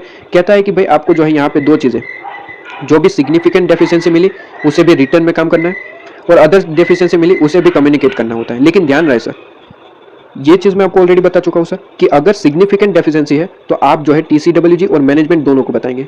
अगर सिग्निफिकेंट डेफिशिएंसी है तो कम्युनिकेट करेंगे TCWG को भी और मैनेजमेंट को भी, ठीक है, दोनों को, ठीक है। और जो आपका यहाँ पे सीधी सी बात है सिग्निफिकेंट है तो इन राइटिंग ही होगा, ऑलवेज इन राइटिंग, ठीक है। लेकिन अगर कोई अदर डेफिशिएंसी है तो आप किसको बताएंगे सर, मैनेजमेंट को। और मैनेजमेंट को आप जो है कैसे भी बता सकते हैं, अदर डेफिशिएंसी को ओरल रिटर्न दोनों ही चलता है, उसमें कोई दिक्कत नहीं, लेकिन significant always in writing, always in writing, clear. ये चीज तो मैं ऑलरेडी बता चुका था, वापस से आपका रिपीटेशन है। इसके बाद कहता है कि sir auditor shall include in return communication of the significant deficiency, जब भी रिटर्न कम्युनिकेशन होगा तो ऑडिटर को इसमें दो चीजें तो अवश्य लिखनी है। सबसे पहला कहता है कि डिस्क्रिप्शन ऑफ डेफिशिएंसी, डेफिशिएंसी का डिस्क्रिप्शन क्या रहा, किस तरीके की डेफिशिएंसी, क्या डेफिशिएंसी, और उसकी इफेक्ट इंपॉर्टेंट है, इफेक्ट भी लिखना है, ठीक है, एंड इफेक्ट, एंड दो चीजें, ठीक है। 2 पॉइंट, सबसे पहले तो डिस्क्रिप्शन एंड सफिशिएंट इन्फॉर्मेशन, उससे रिलेटेड, ठीक है। डिस्क्रिप्शन में क्या है सर, डिस्क्रिप्शन में डेफिशिएंसी किस तरीके की है और उसकी इफेक्ट क्या है, ये चीज लिखनी है, ठीक है। और आपको सफिशिएंट इससे रिलेटेड इन्फॉर्मेशन लिखनी है, ओके, ये चीज क्लियर। इसके बाद कहता है कि ऑडिटर शैल एक्सप्लेन, इसके बारे में एक्सप्लेन भी करना पड़ेगा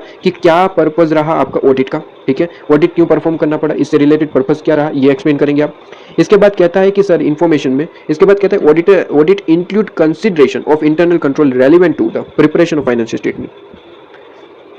यहाँ पे इसे यहाँ तक हाईलाइट करिए, कंसिडरेशन ऑफ इंटरनल कंट्रोल, ठीक है। तो कहता है 3 चीजें, देखिए सबसे पहले तो पर्पस क्या रहा ऑडिट का, ये बताएंगे, ठीक है। डिटेल एक्सप्लेनेशन करेंगे हम कम्युनिकेशन के अंदर, कम्युनिकेशन में दिखाएंगे कि सर हमारा पर्पस क्या रहा।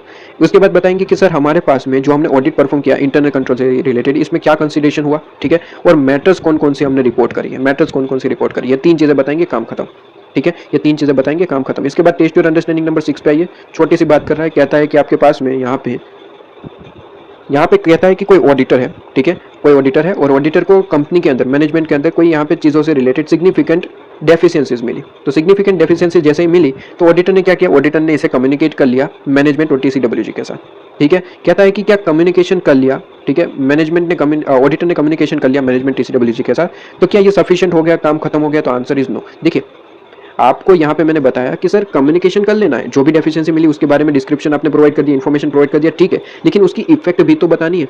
इसने क्या कहा सर, इसने कहा कि हमने जो यहाँ पे सिग्निफिकेंट डेफिशिएंसी हमने आइडेंटिफाई करी, ठीक है, उसकी इन्फॉर्मेशन प्रोवाइड कर दी, उसकी इन्फॉर्मेशन के यहाँ पे पॉइंट 8 देखिए, यहाँ पे ही point 8 out management one liner, यहाँ पे मैनेजमेंट को बता भी दिया कि क्या क्या सिग्निफिकेंस है, उसके बारे में बता दिया कि physical verification of the inventory is not being conducted at the regular interval as stipulated by management. Management ने जो डिसाइड किया था उस तरीके से इंटरनल कंट्रोल का यहाँ पे कहता है सो इन्वेंट्री का जो वेरिफिकेशन है वो नहीं हो रहा, ये बता दिया मैनेजमेंट को, ठीक है। तो आपने यहाँ पे क्या किया सर, आपने यहाँ पे जो भी सिग्निफिकेंट डेफिशिएंसी मिली उसकी डिस्क्रिप्शन दी, उसके बारे में इन्फॉर्म किया, ठीक है, उसके बारे में आपने इन्फॉर्म किया, वो ठीक है, लेकिन क्या उसकी इफेक्ट बताइए। अगर ये नहीं हो रहा है, रेगुलर बेसिस पे इन्फेक्शन वेरिफिकेशन नहीं हो रहा है, तो इसकी क्या इफेक्ट रहेगी, इससे क्या नुकसान होगा, ये तो आपने बताया ही नहीं, ठीक है। तो यहाँ पे क्या ये प्रॉपर है, आंसर इज नो, या हाफली प्रॉपर है, हाफ प्रॉपर नहीं है, हाफ प्रॉपर है, ठीक है, क्योंकि आपने इसमें इफेक्ट नहीं दिखाई, इफेक्ट दिखाना जरूरी था, इफेक्ट दिखाना जरूरी था। ये चीज आपके पास में क्लियर हो जाती है, तो पूरे का पूरा यहाँ पे चैप्टर जो है वो आपका कंप्लीट रिवीजन हो जाता है, कंप्लीट हो जाता है, ठीक है। तो आई होप कि ये आपको कंप्लीटली समझ आया होगा, ठीक है। बहुत ज़्यादा सिंपल सा पॉइंट है, इसमें कोई यहाँ पे दिक्कत वाली बात नहीं है, चैप्टर सिंपल है, लेकिन अगर इसे रिवीजन करें तो, अगर प्रॉपर्ली रिवीजन करते तो ये चैप्टर में कहीं पे भी कोई दिक्कत नहीं आने वाली आपको, ठीक है।